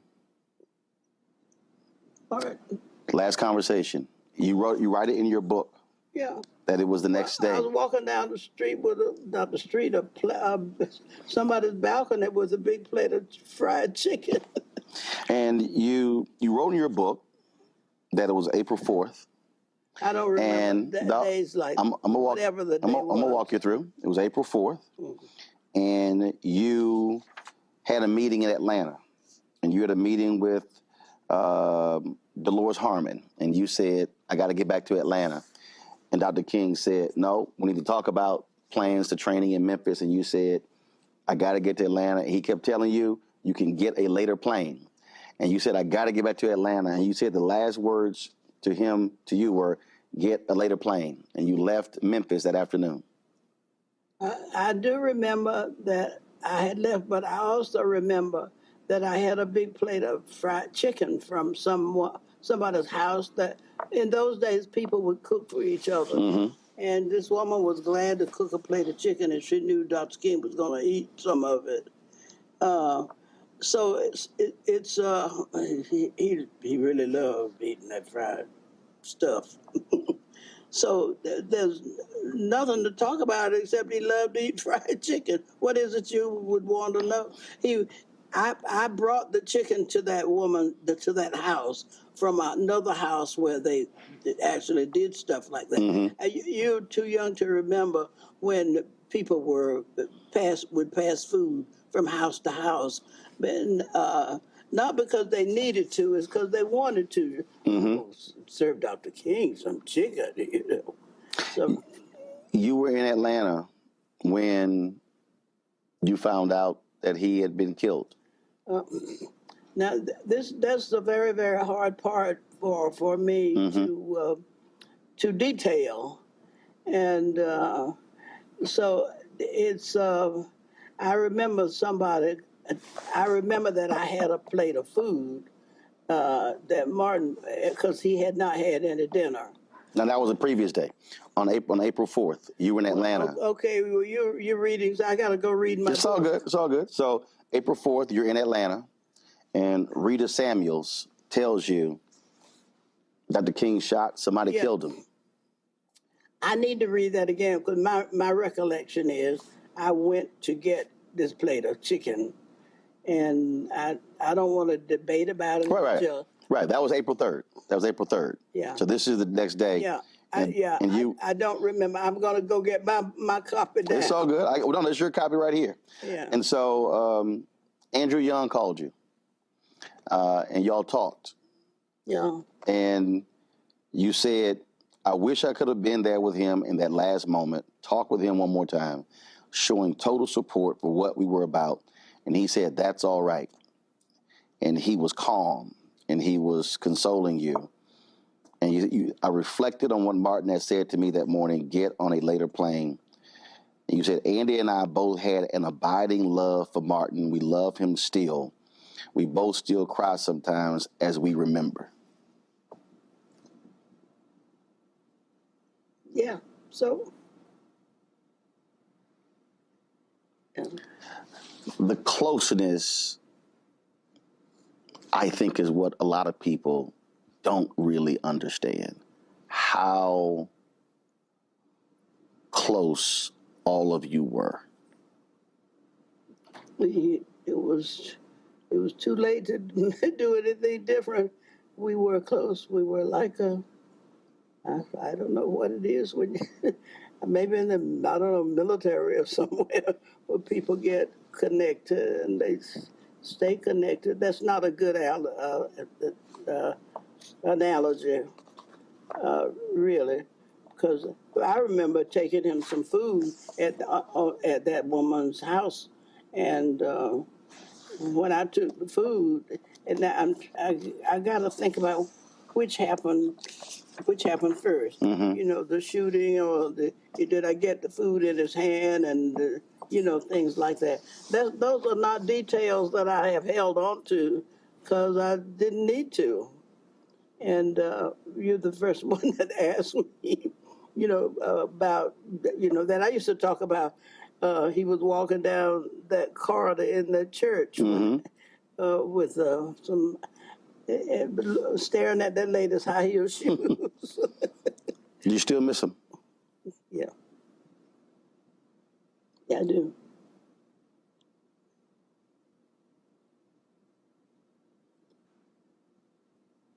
Probably always will.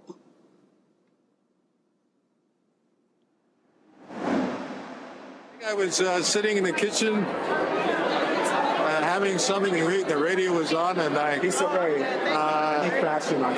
like a lot of people, I guess I was in shock. Excuse me, miss. And weep. And I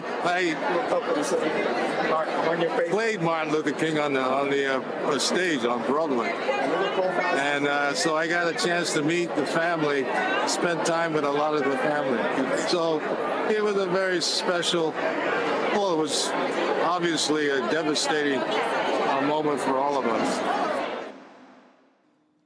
Martin King always talked about the fact that he would be shot down in the streets of the nation in the midst of this campaign. He started talking to us about that actually with the assassination of John F. Kennedy in November 63. Were it not for a promise you made to your wife, you probably would have been on that balcony. Well, who knows? Yeah. But y'all were meeting, y'all. All of those different. Well, as a family, we try to eat dinner together each night. So. And you told me, you said, I'll be home by 6. That's right. We agreed 6 o'clock dinner, and so I was on my way home. I was in the kitchen with Dorothy when we heard the news over a television set that Dr. King had been shot. At 6:01. Now I just left him, not too long before that. I was stunned when you said we immediately went back to work, that you did not really grieve until July. You said it was the work. That's right. Yes, that's right. Well, in the midst, like these terrible times in which we live, doing creative work on behalf of truth and justice, on behalf of people, on behalf of the wonder of life, on behalf of dissolving sexism and racism, doing work is one of the best ways for us to grieve. So I recognize that as a pastor, as a religious person. So yes, 9 o'clock Friday morning, we marched. And I worked through the night to be sure that we were going to be. I think I remember being shocked and stunned. Of course, the passing and the death of someone in the public space was not something that a 9-year-old considers. But I remember being affected by it, of it having an effect, of feeling a sadness, of feeling a loss, even at that age, that it was something, it was something huge and looming and dark and sad. I think that was the beginning of, what loss looks like. You dropped him off at the airport. And he gets out. As you think back,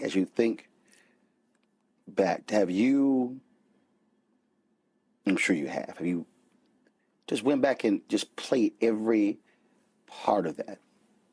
What he had on, what he said, last look, all of those things. Because that was the last time you saw him alive. Yeah. But let me tell you what happened. The day before I was at their home, Mrs. King was convalescing from recent illness. And she was there. Mother-in-law, well, Martin's mother was there, Martin and I. After dinner, we were playing the piano. He's a great singer, and I played the piano. He said, I bet you didn't know I could sing. I said, well, I heard you could. No, I didn't know you could. He said, well, I know you can play. So sat on the piano. You majored in music in college? Yeah, yeah. So we had such fun.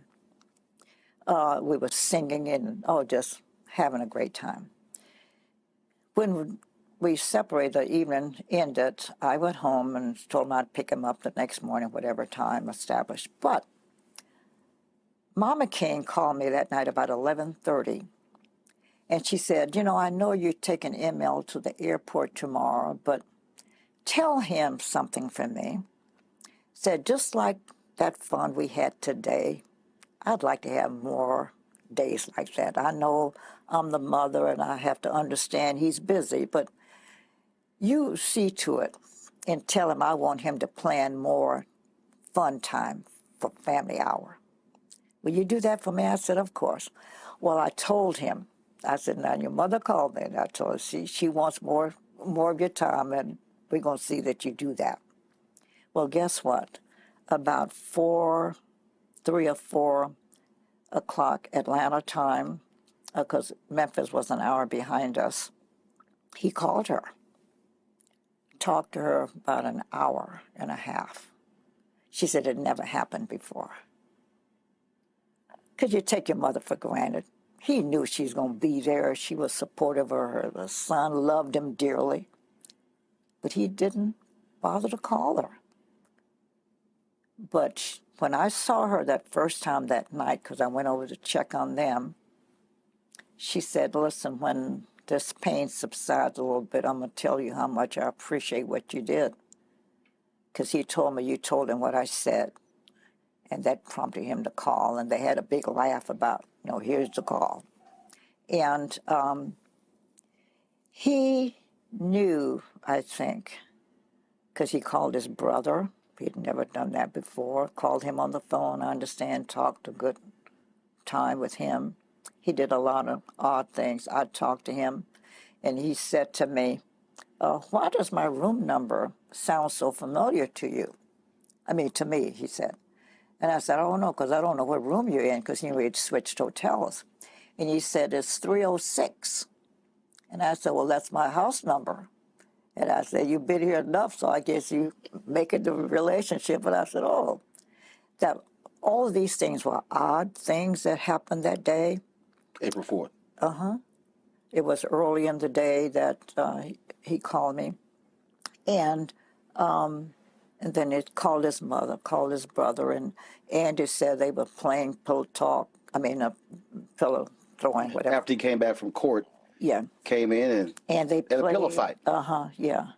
And so he did a lot of things that day that were unusual, I understand. I wasn't there, I was here. But he did a lot of unusual things, Oh, I tell you something else that was most unusual. Coretta's favorite gift is red roses. And every birthday, her birthday's in April. April 27th is her birthday. Now, he left on, was March, I guess, when he left Atlanta. Mm-hmm. He bought her some artificial flowers and left them in the library of the house. And he told her to go get the flowers. And, no, he told the housekeeper to tell him, when he leaves, go get those flowers out of the library. She was angry. He said, did you get those roses? So she said, yes, but I'm mad about it. She said, why? He said, because they're artificial. And guess what he said to her? I didn't know whether I would be here on your birthday or not, but I wanted your roses to be here. Now, he died. That was April 4th. Well, that was April 3rd when he talked to her. Her birthday is April 27th. He said, I don't know whether I will be there in person for your birthday, but here are your red roses. She kept those roses a long time. 6:01 p.m., April 4th. Shots ring out. How do you find out? I was having dinner with the Grand Dragon of the Ku Klux Klan. And the maitre d' knew my relationship with the Kings, and she came over to the table and gave me a note Well, we were talking. I was busy talking, and she said, "Did you hear about Dr. King?" I just folded up the note and kept talking. She thought that was odd. She came back a second and she said, "I hate to interrupt your meal." She said, "But I just heard on the radio he'd been shot." Well, that didn't bother me either because I'd been in his presence before when it was reported. We were in Los Angeles once. They reported that he had been shot. And we were in there getting ready for a nice, comfortable evening and a meal. Well, not just he and I, but, several of us were. Again, we had a big laugh about it, that they said, "I think the guy had 8 sticks of dynamite," and said, "I think I got him." We saw it on TV. So I didn't think anything about it. I just talked to him earlier that day, and, so he was all right then. And I said, well, maybe I'd better go to the phone. I went to the telephone, and their private lines were busy. And that's unusual, all the lines to be busy. And I said to my guest, I think I'd better go over there. So I then drove over, and as I was getting to her driveway, she was backing out. The mayor was there and the police. They were taking her to the airport. And she said, "Oh, I've been trying." She left the window down. It was raining. She said, "I've been trying to reach you. I've got to go to Memphis," said, and she had a housekeeping staff, but she knew I had a special relationship with the children. She said, "Will you check on the children for me? I don't know what's going to happen." Because, see, when they called her, they didn't they didn't tell her he was killed. They told her he'd been shot and injured. So when you're driving up, you still think it's not true? Well, I think something must have happened in order for the mayor and the police. Right. Once as you're driving over, you're going, okay, we've heard this before, let me drive over. Yeah, right. But then when you turn that corner and then you see police and the mayor, that's when it hits you. Just something. Okay, something happened. Something did happen. Mm-hmm. And so you pull up, she rolls the window down, but she doesn't know that he's gone. That's right. She didn't know it. And it wasn't until she got to the airport that she got the call and I think the mayor got the call that he is gone. And so Martin's secretary was there at the airport to join her, and they went to the ladies' room, and that's when she got the real official word. And then she came back home. So you're in the house with the children. And I stayed. I didn't leave there until 5 days later, 6 days later. You know he's gone. Did you wait for her to return to tell them, or they made aware, the children? Oh, I would never, not even consider telling the children. She came shortly, I guess, after, well, I guess they could speed, but she came, it didn't take her long to get to the house, and she came in telling her staff and everybody. By now, the house is filling up because everybody else now has heard. But she said to her staff, "Do not tell my children. I'll do that myself." And so her bedroom was at the end of the long hall in the house. So she decided to make that her solace. And then people up front would answer the phone and then direct the call back to see if she would take, and I'd be the interceptor. I just stayed with her. But she got ready to go tell the boys, and she asked me to go with her. And she had a death grip on my arm, tightly, trying to tell the children. She told Dexter first, the younger boy, that, your dad has been seriously hurt. She couldn't bring herself to say. She said, "Your dad has been hurt." "Well, how bad is he hurt?" She said, "Pretty badly, I understand. But we'll talk about it later, but, he's not coming home, and I've got a lot of things to do." And he said, "Well, if he's hurt bad," he jumped out of his bed. He said, "If he's hurt badly, why are you still here? You all do everything together. Why are you still here?" And he was chastising her. And she said, "Oh, well, got a lot of decisions to make." And she was calmly still holding me so tightly. And then we went to the other side of the room, which was the other boy's side, Martin. And she told him, He was older, so she said it's pretty serious. And so we got a lot of decisions to make. I don't know what we're going to do first, but looks like he's very, very serious. She still can't say. She couldn't say it. She couldn't say it. And he said, well, what must I tell my children? I mean, my friends at school tomorrow. So she said, well, you know, you're not going to go to school, so you won't have to worry about that. And he leaped up. What do you mean? I have to go to school. Miss Davis said there'll be no cutting her classes. And I laughed later, not at that moment, but I said, oh, that teacher put fear in those kids, you know, cutting these classes. But she finally got out of the room, and then she had a sigh of relief, you know, that she finally had told them. Now, Bernice was too little. She was only like 4, I think, and didn't understand. But Yolanda came in, and she sat on her mother's bed right beside her, and they embraced, crying, like, we're big girls. We're not going to cry. Daddy wouldn't want us to cry, so we're not going to cry, Mommy. We're going to pull this thing together. The two of us can do this. And they are wailing. The most poignant moment. That was a difficult moment for me, and I guess I was crying too, because they were just embracing tightly, saying, we're not going to cry. We're not going to cry. But so they finally said, okay, we're gonna work this thing out. As the calls were coming in, they would assume Mrs. King would want to talk to the president. And so you know his voice. So I would take the call and said, okay, Mrs. King, this is President Johnson. But what was interesting, everybody had the same message. And it's the same one maybe you and I make, like someone dies, she said, if I can do anything, let me know. And meeting it, you know, anything you need me to do, let me know. If there's anything I can do. Mm-hmm. Everybody had the same message except one call. Kennedy, Robert Kennedy. His call was the one that was different. He said, Mrs. King, it's obvious now. When he called, it was, now see, in Atlanta, it was about 5 or 6-ish, and people started calling.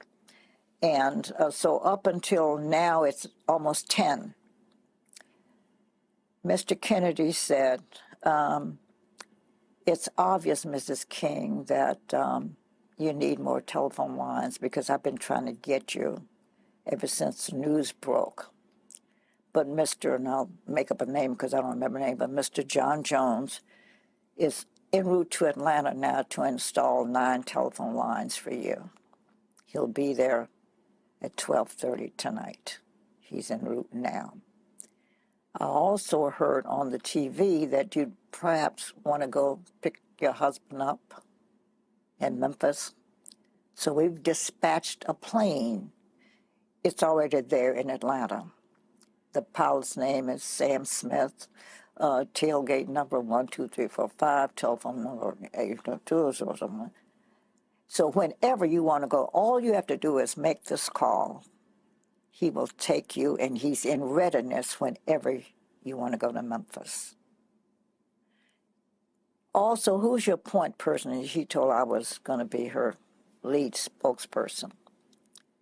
And he said, Zernona, call every hotel in the city of Atlanta, talk to the management, and put a clamp on all the rooms in the hotel, in the city, that people will be coming to this funeral who are heads of states, and we got to be sure we have the right allocation of space. And my team will be there tomorrow morning, and we're going to set up an office at 123 Maple Street. And we will help govern things. And he just jump, laid everything out. And we followed his rules. Because he had been through it. Mm-hmm. He said, we know how, we've got experience in this. We know what we're doing. And he was right. And I was there when Jacqueline Kennedy came, which was the expected moment. Two things happened. I mean, you got time for me to tell all this? Before I tell you about Mrs. Kennedy, I'm going to tell you about Nixon. He wasn't president at that point. He was the Republican candidate. Yeah, the candidate for Republican. He called our newspaper publisher and said, I know Dr. King's feelings on me, but do you think you could help arrange for me to come visit Mrs. King? My wife and I want to come make a call on her. And he said, no, I can't do it, but I've got a very good friend who's at her house, and he was talking about me. And she will tell me whether you can or not. So let me get in touch with her, and then I'll call you back. So he called me, and I said, I don't know, I didn't run it by her. Well, when I told her that, in the house there were people who said, oh, no, you know, Dr. King would want to see him. And so they talked to her, saying, no, why don't you say no? Well, I had her last ear, so I said, Mrs. King, this is not a time for politics. Why don't you let him come? But let's lay some ground rules. No entourages, no press, no nothing. Just come. If he's making a personal call, then he personally can call on her. So she bought my advice and agreed. Called Mr. McGill and told him and said we wanted him to come unannounced. And sure enough, he came. But guess what happened? He came up, and we knew what time. They told us all the way. He's at the airport now. He's on his way. So we knew when to expect him. And when he came here, I went to the door, the front of the house. He came in a beige, I don't know cars, but like also a Chevrolet, something like that. It wasn't a fancy, I don't want to offend anybody, but it was a small car. And I ushered him in. Well, he was by himself, but he said, you know, Mrs.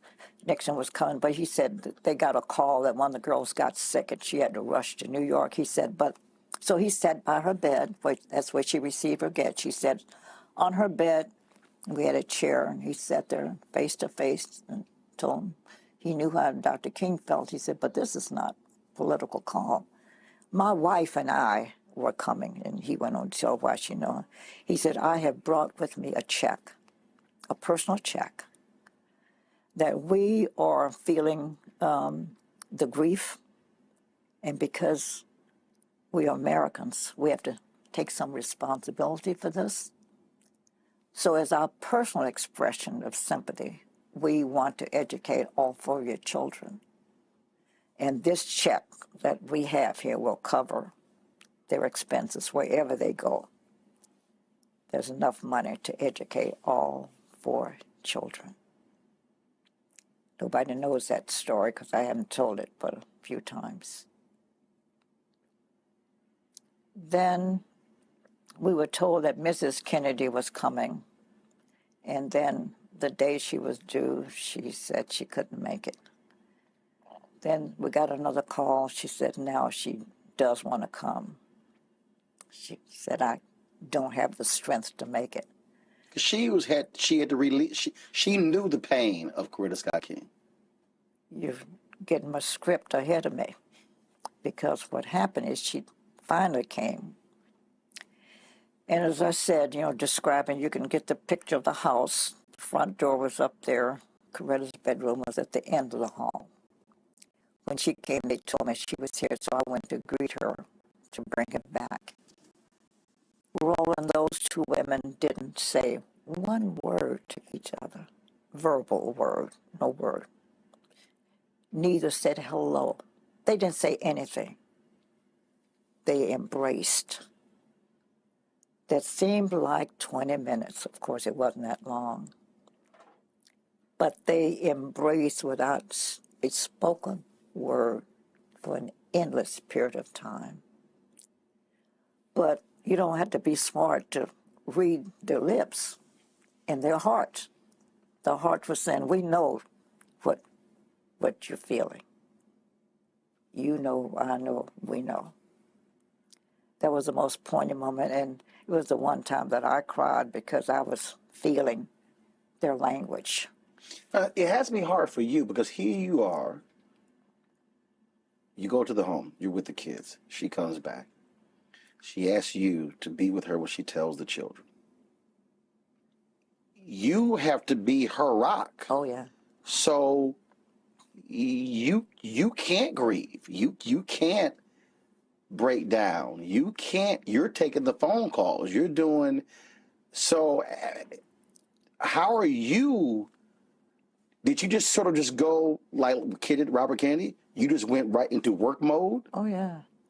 Because I'm not even sure that I ever cried, come to think of it. I'm saying later, but I never got a chance to grieve. Because one of the things when she was trying to decide whether she's going to go to Memphis, and then right away I said, oh, gee, she needs clothes, because I wanted her to look nice. She's going to be photographed wherever she goes. So the next morning now we were up, well, the night went into morning. So by morning time, I told her I was going to go down and get some clothes. And I did. I went to a nice little shop downtown Atlanta that had nice clothing. And I told the man that I've come to pick some things for Mrs. King. I have no money. I wouldn't dare take time to ask her for a credit card, and I don't have any money, so will you trust me to pick what I think she wants, take it home, and if she likes them, we'll keep them, and I'll come back and pay. If not, I'll bring the clothing back. And he agreed to those terms. Well, I picked out a lot of stuff. Came home. As I was getting into the house, I had a man there who helped me because I had all these clothing. In the lobby, in the foyer of their home, were Belafonte and Stan Levinson. And Stan Levinson was the Jewish friend who'd been with him a long time. Very close advisor, Dr. King. Exactly. And said, what are you doing? I said, oh, I wanted to look nice, so I bought a lot of clothes. And I told them the story. I didn't have the money. And they said, well, we wanted to look nice, too, and we know you know what she would look good in. They both gave me a credit card. Said, here, we don't care what you buy. Buy what you think you want for her. Here are the cards to pay for them. So when I came home, when I saw her later on, after the people subsided, she looked at my stuff and liked everything I brought. And I said, oh, I can go back empty-handed. So I said, and I told her the story. I had money.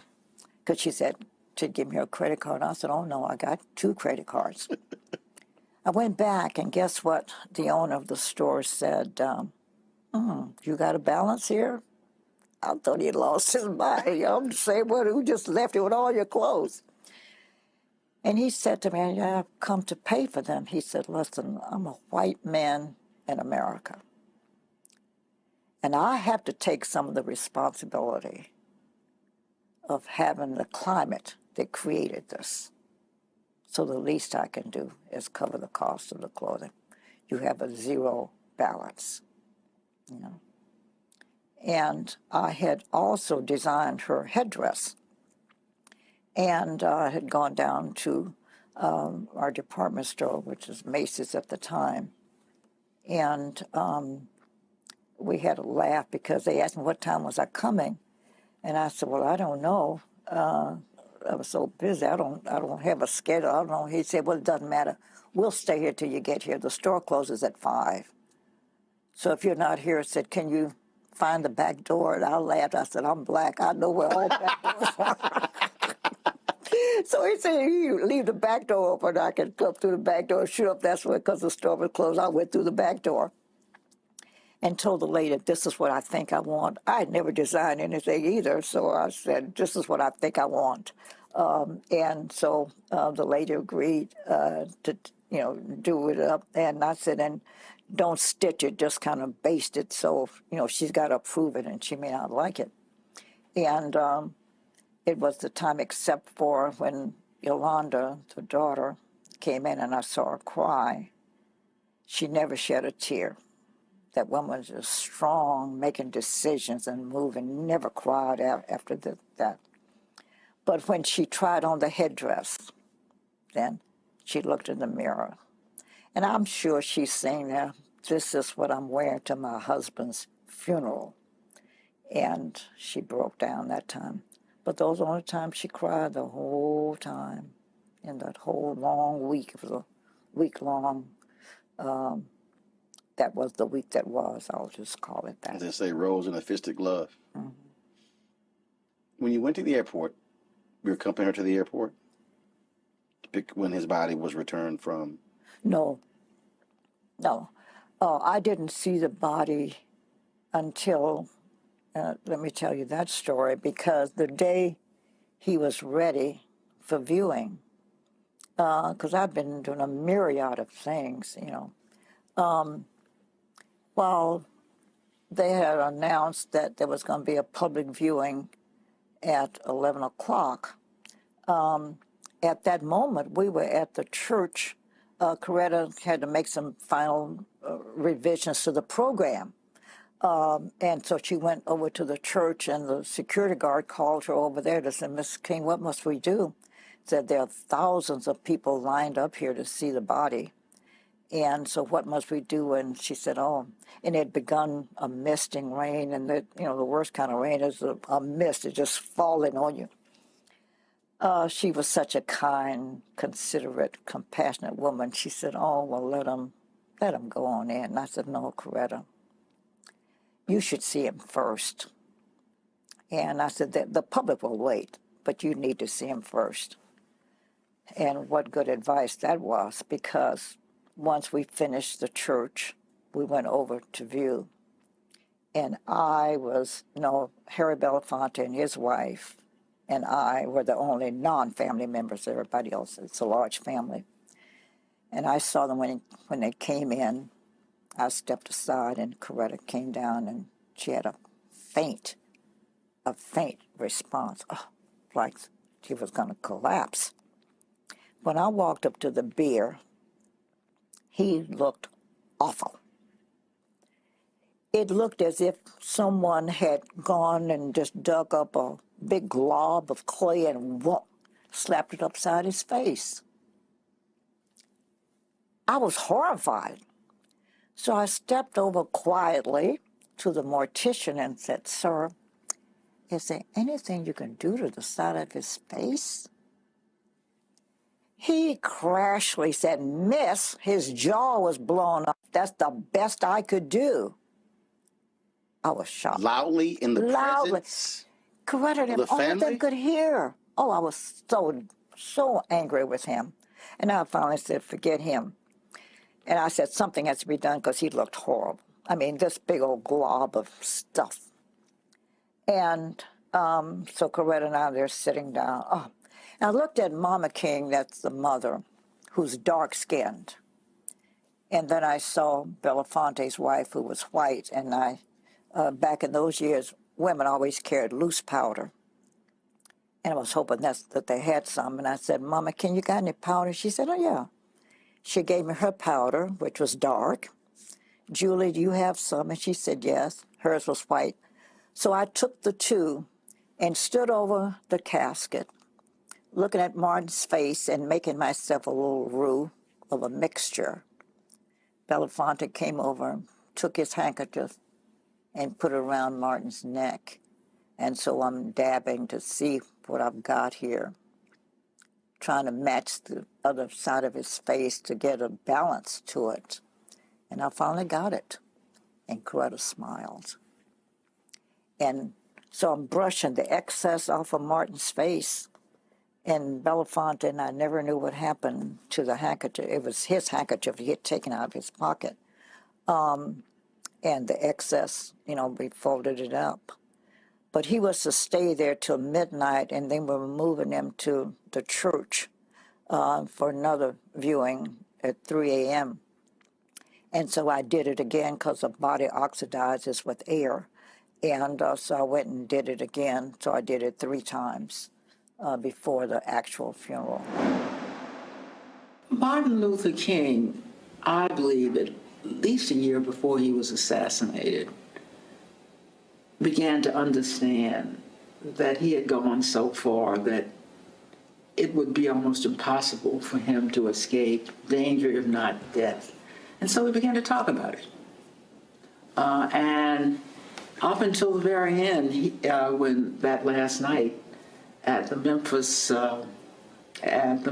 meeting of garbage workers, when he said he was ready. That's the way Christians like that think about life.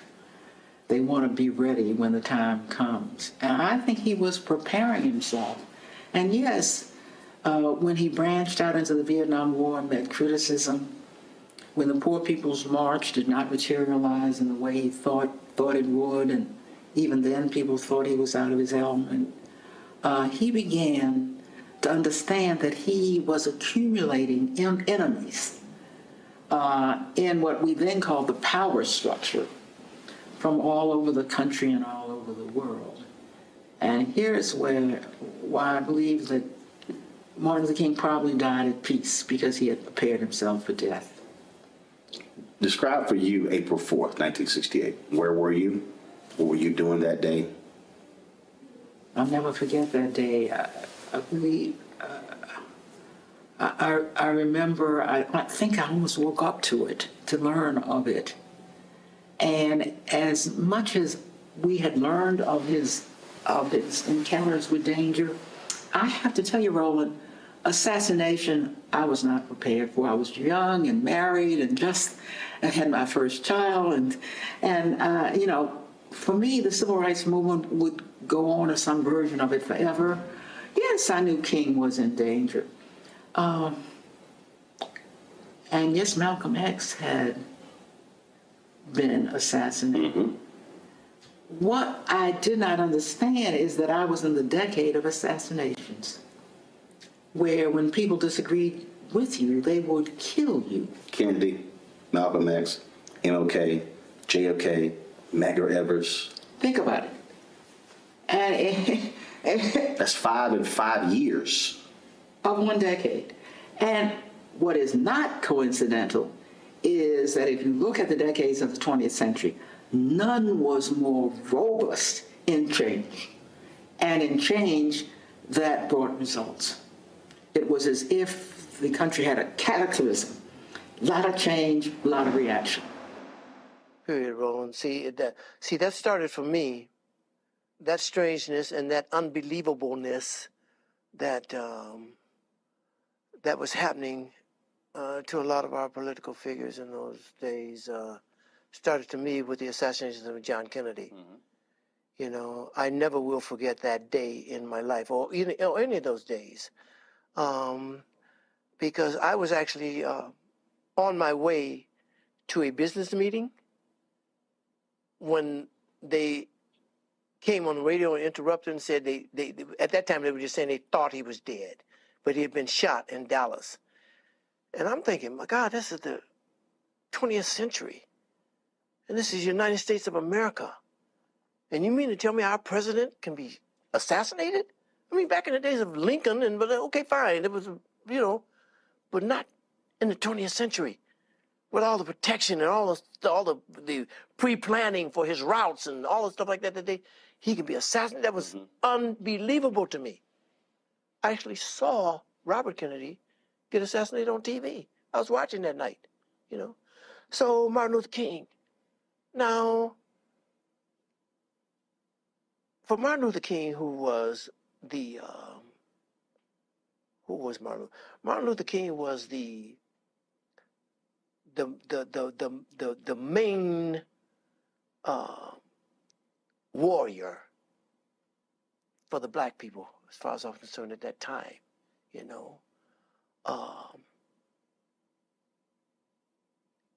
I wasn't as surprised that they killed him as I was when they killed Malcolm X. You know what I mean?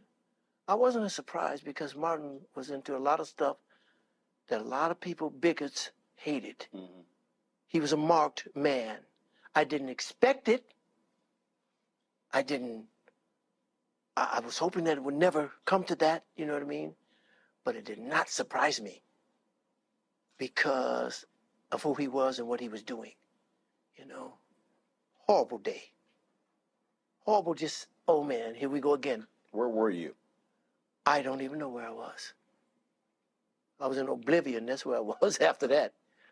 I don't know where I was, but it was just, here we go again. When is this going? What's safe? Who's safe? You know what I mean? What were you doing that day? What was the day like? Oh yeah, every day was a day of mobilization. We would meet with the men to the degree if there was any progress. We'd report on what that was. If there were any unusual things happening, fill them in on that.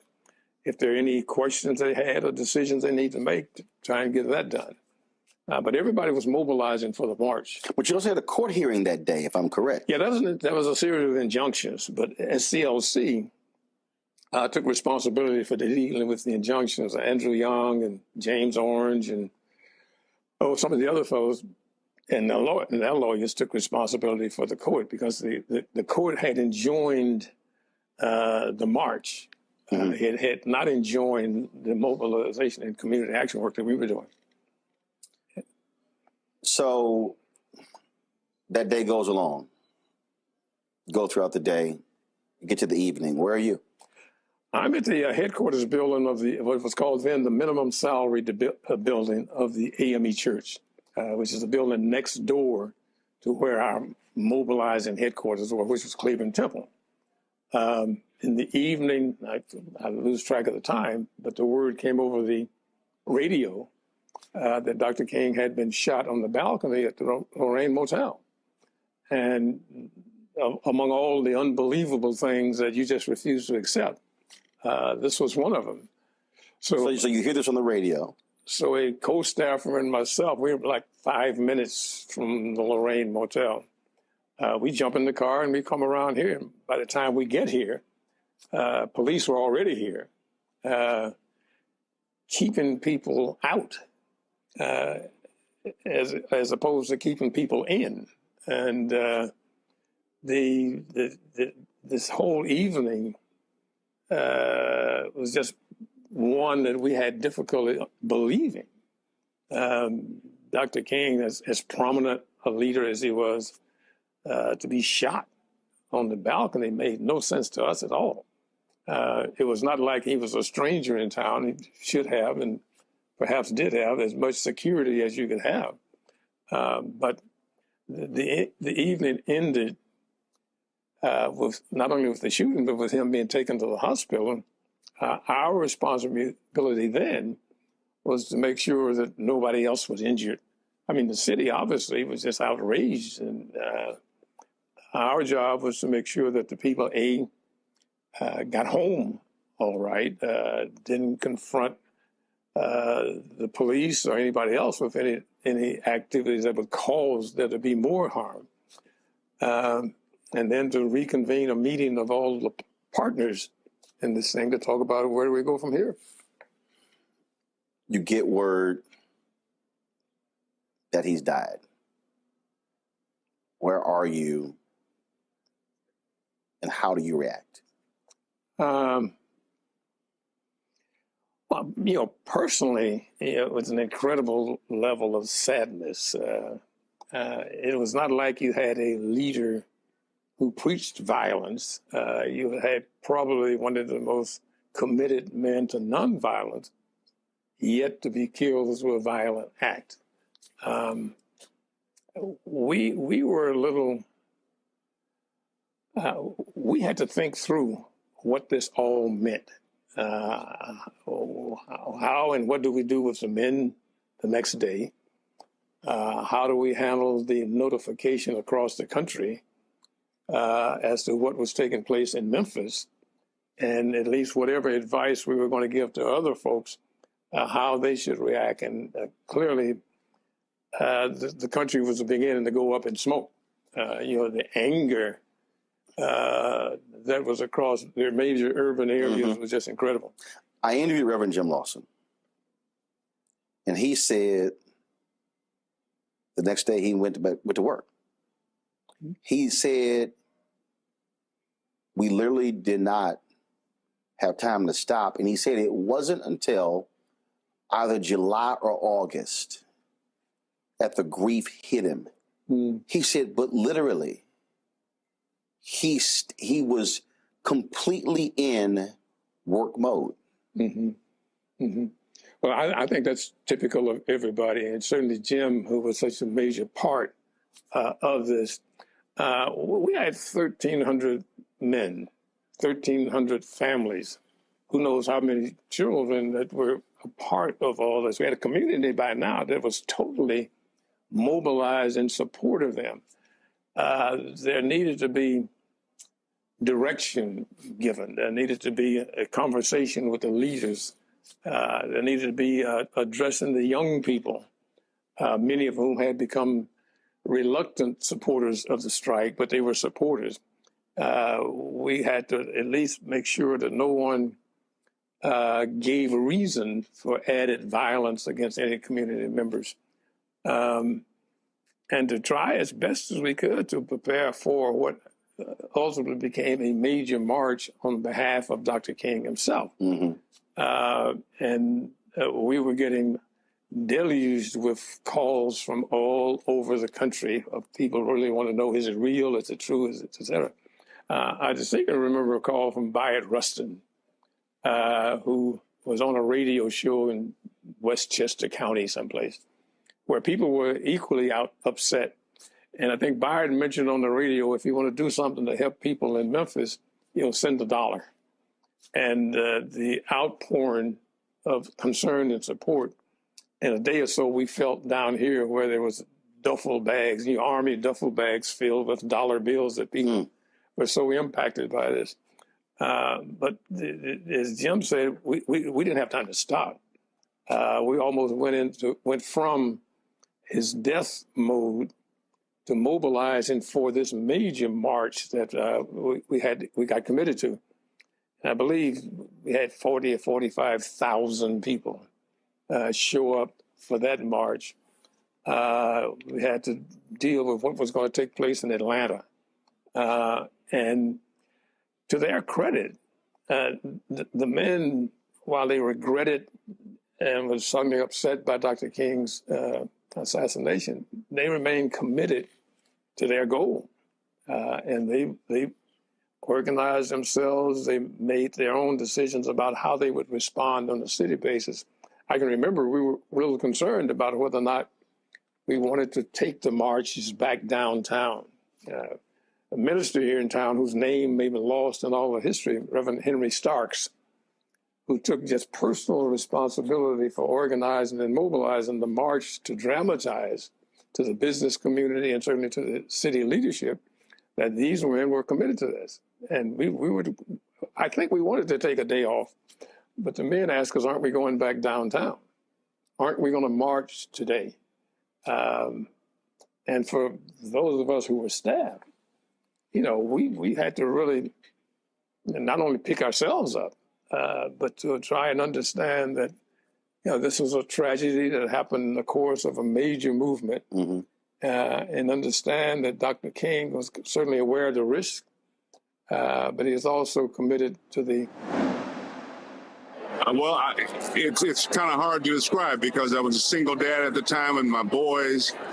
To me, it was just such a loss of, I don't want to say hope because that's not quite it, but the possibilities that could happen. I just done the Martin Luther King story with Paul Winfield and Cicely Tyson a few years before, and it was just devastating. I was in Detroit and trying to sit my kids down and say this doesn't change the possibilities. It's just very hard. It's just very devastating. And it was the whole town. I remember it was just, I don't know, it was like the wind that was just taken out of everything. What should folks, you're going to commemorate it, but what should folks do April 5th this year? Because folks, we have these events and people remember things on those lines, but what should be the call to action? Well, I think the real call for action, as far as I'm concerned, is stepping toward the things that we want. As I know we keep fighting for the things that we're opposed to, and we have to be aware, and I don't take any of that away. But I think now it's about being an example, reaching out to each other, which is why this tonight is so important, to be a part of the community, to be embraced by our own communities. So I really hope that we will remember to include each other, because we have ways sometimes of getting a little exclusive. And I don't think that's what King was about or his legacy was about, but we really need to include each other. We get really caught up in a lot of diversity. That's a wonderful thing. But for us, I think we need to embrace our brothers. I had finished shaving and was standing on the balcony, and there was some staff down on the ground. And Ralph was putting aftershave, Aramis aftershave on, when he heard what he said sounded like a firecracker. And then he looked down and saw the soles of Martin's shoes. And he ran outside. And the staff was up crying and all carrying on. And he said, "Stop acting like sissies. Call the ambulance. Call the ambulance. You don't have time to cry. Call the ambulance." And he called the ambulance, and when they got there, the ambulance came. And they got in, Ralph got in, and took Martin on to the hospital. And Ralph said to Martin, he grabbed his head, he said, "Ralph, Martin, this is Ralph, this is Ralph, this is Ralph." And he grabbed him up and held him. And he said, Martin whispered to him, "Please, Ralph, take my people forward." And Ralph said, "Oh, Martin, oh, Martin, oh, Martin." And he never said another word. He was gone. Oh, wow, when they said that Martin had been shot, Coretta called me and said, "Juanita, we always kept a bag packed, because we never knew when we were going to have to move instantaneously." So she said, "Martin has been shot, and we need to go to Memphis." I said, "Okay, I'll meet you at the airport." And as we turned into the airport, they announced Martin Luther King just died. And my little children were in the back, and they just started screaming and hollering, "Oh, Uncle Martin is dead, Uncle Martin is dead, Uncle Martin is dead. Oh, what about Yoki? What about Yoki?" Because my daughter and Yoki were like, you know, they were in diapers together. So they were each other's first friends. So we got there, and the chief of police and everybody was around Coretta. And because I told you we were getting ready to go to Memphis. And I said to her, I said, "Well, Coretta, I'll meet you back at your house." So I left there and went on to her house. And I stayed there that night. And I said, "Well, Coretta is, you know, what are we going to do?" I said, "I'm just so glad Ralph was not there." I said, because they would have gotten two at the same time. I don't remember grieving at all. This was what you always expected, all right? But you knew also that that wasn't going to end the struggle. And it's the struggle that you were concerned about. And you were the struggle that Martin was concerned about. It was, that's what it was all about, right? Is that it wasn't about, well, Martin is dead, and so let's go home. And that's nonsense. You would work harder because you didn't have a Martin King. We knew that everything was going to change. Describe for you April 4th, 1968. What were you doing that day? Where were you? April 4th, 1968, I was in my office in Wall Street, and I was leaving early because I was preparing to go down to Memphis, Tennessee. I had already talked to Martin earlier and to Bernard Lee and Andy about the logistics, about I want to be sure that you're going to have somebody meet me at the airport so you can take me directly to the place he was speaking. Okay? So I'm rushing to go to the airport. And the phone rings, and I said, I don't answer the phone. Then something said, I don't know. I said, answer the phone. So I picked up the phone. It's Harry Belafonte. I said, Harry, I can't talk to you. I'm rushing to the airport. I'm going down to see Martin now. He said, you got your television? I said, no. I said, he says, Martin's been shot. I said, what? So I turned on the television. And there, that's all it is. Martin Luther King Jr.'s been shot, you know. I get on the phone. I can't reach anybody. All the lines are busy. I can't reach Billy Kyles. I can't reach anybody. Can't reach Bernard. I can't reach anybody. Can't anybody beat me. And I'm trying to decide what to do, and then the phone rings again. You know, I wasn't even paying to the television. The television's in another room, and I'm trying to get through on the phone. Harry Belafonte, he says, Martin's dead. And he says to me, well, what are you going to do?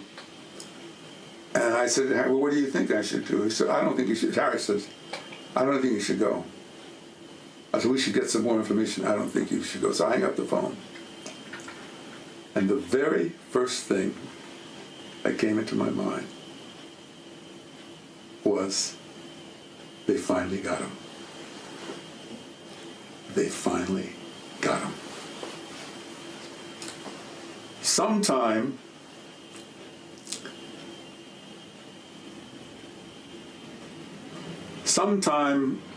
our book ended. Sometime between April 4th, 1967 and April 4th, 1968, I had come to the conclusion that it was not a question of whether Martin King would be assassinated.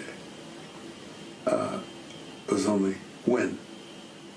And I discussed it very closely with Stanley Levison. And he said, well, this has always been a danger. I know. I said, no, Stanley, you don't understand. Something new has happened. He said, yeah, I agree. No, but I was really, you know, also angry. And so when that happened, they finally got him.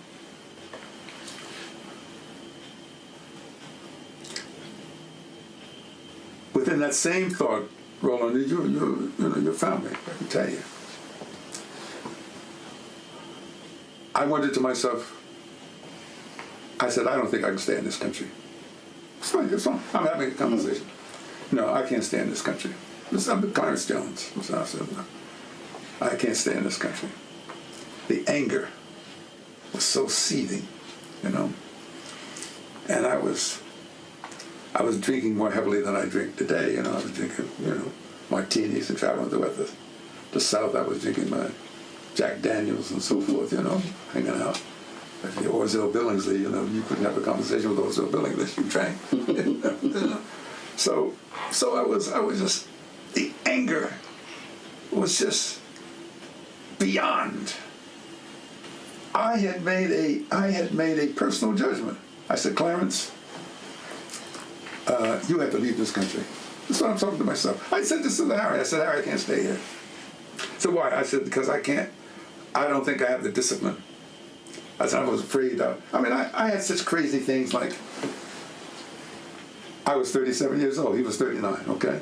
And I'm thinking to myself, you know, I hear about all these bad guys in the Blackstone Rangers and how they can do this. I said, but I was trained in the Special Forces unit. You know? I said, all these talk about, I said, I really know how to kill. I mean, this is the way this really said. I really know how to kill a person 10 different ways. You know, that's the way I be. I was trained to do that. And I thought to myself, I ought to figure out how to get in touch with some of the guys that were in the Army with me. And so this is how you asked me this question. I began to think crazy things. I was thinking, you know, maybe I ought to go out and talk to the, so help me God, maybe I should go out and talk to the Blackstone Rangers and so forth. I said, you know, they're probably going to see me in my suit. They're going to say, who were you? But when I finished talking to them, I said, no, all you guys are walking around bad with your little guns and so forth. You don't know how to do a damn thing. I said, what you need to do, this is the way I was thinking. I said, I need to think whether or not, you know, I was influenced by Che Guevara in my writings. I was, you know, all these things. Che Guevara could do it, and Castro can do it, you know, and if And Ahmed Ben Bella, I was sort of going through I was going through all the liberation people. I mean, it's sort of crazy. Like, who am I, this middle class educated lawyer? But I had some training. I mean, I was training. And so I said, that's what we need to do. I said, everybody else is out there selling wolf tickets because they don't know how to do it. I said, they don't really know how to kill, but I know how to kill. And that, so help me God. So I said, I'm going to see if I can be. And then when I began to think of myself, I said, I can't believe that I'm thinking this way. Okay? And I shared a little bit of that with Harry Belafonte and another fellow, a good friend of mine, and I told Al Sampson and Betty Johnson in Chicago, Because Bennett said, calm down. He said, if you want to sit with the Blackstone Rangers and so forth. So I went after the funeral, so forth. I had to get out. I think I went to France and Italy for a little while. But the anger was so intense. It was so intense. They finally got him. Now, by the way, February 15th, I'm sitting with James Comey in his office, former FBI director. I'm sitting with him for about an hour. I got some nice pictures with him. And finally, after we talked about the FBI and so forth, and I said, the last 10 or 15 minutes we're together, it's like, there's a big, long table between us. He's sitting over here, and I'm sitting here, and I said, Mr. Director, he says, call me James. I said, well, Mr. Director, I said, there's one thing I want to talk to you before I go. I said, it's about the assassination of Martin Luther King Jr. I said, I know the Warren Commission, some kind of commission, you have these files, and I think maybe some of the files are not even going to be opened up until a later date. And I said, you don't have to say anything. I said, I just want to tell you something. I said, now, some of the King children went into the prison, and they actually talked to James O'Reilly, and one of them, Dexter, they said, no, I don't believe he killed my father,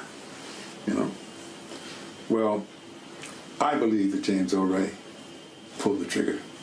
I think the evidence is abundant that James O'Reilly pulled the trigger of the rifle to kill Martin Luther King Jr. But James O'Reilly did not wake up in the early morning of April 4th, 1968, all by himself and say, today is the day I'm going to kill that King nigger. No. Martin Luther King Jr.'s assassination was a result of a cold, calculated, premeditated conspiracy to kill him. And I believe that conspiracy goes right to the feet of the Hunt brothers in Texas. That's what I believe. Okay? I can't prove it. But that's what I believe. But don't insult my intelligence to think that some hardly limited educated James O'Reilly, he had a map of Canada, so he didn't have any education, he didn't have any geography. Where did he get? He didn't know that. It was clearly so forth, And so he leaned over to me and says, you have some very strong opinions. I said, yes, I do. So I said, you and the government may think that the case is closed, but I don't think so. And he said to me, you didn't hear me say the case was closed, did you? I said, no.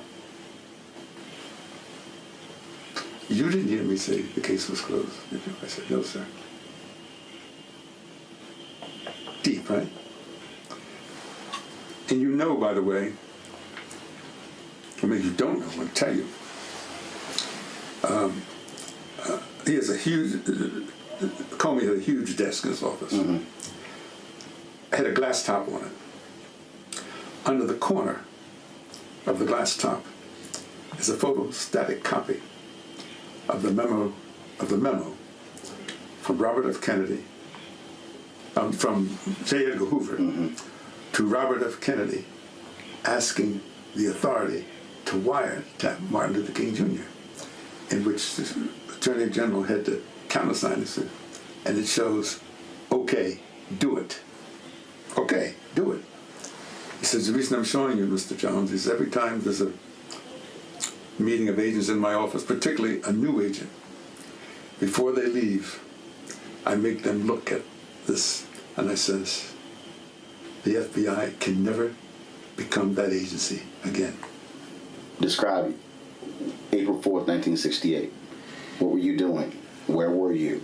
Well, you know, I had left the country. I left in '67. Like a lot of people, I was not going to be drafted. I had sent my draft card in and just said I wasn't going to go. And decided that, you know, the other choices were 5 years in jail or leave. And I thought, well, I'd always wanted to see the world, and saved up, my wife and I saved up whatever money we had, and we left in early fall of '67, and came back. Where'd you go?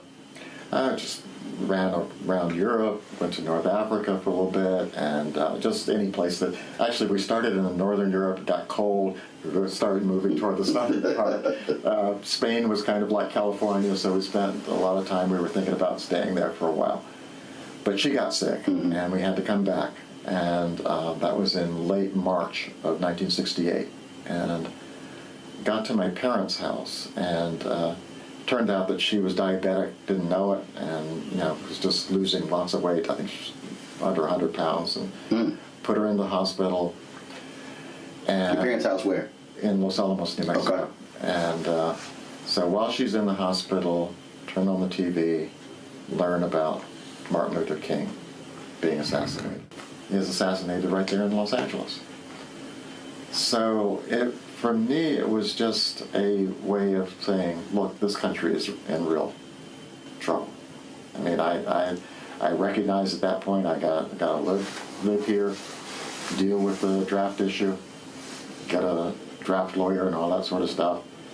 But I knew I didn't have to read Martin Luther King's Chaos or Community, because what I came back to was chaos.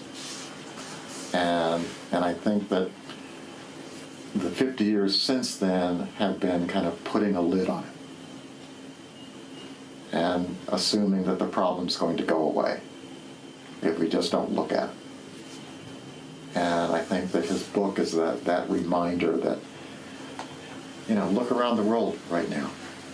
Democracy and diversity is a difficult, Vincent Harding, who I admire a great deal, and you know obviously,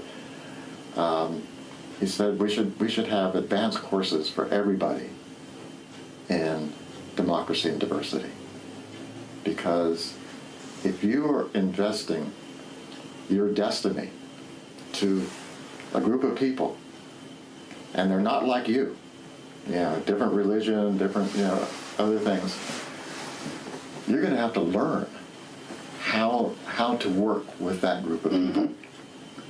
And I don't think we as Americans understand that takes work.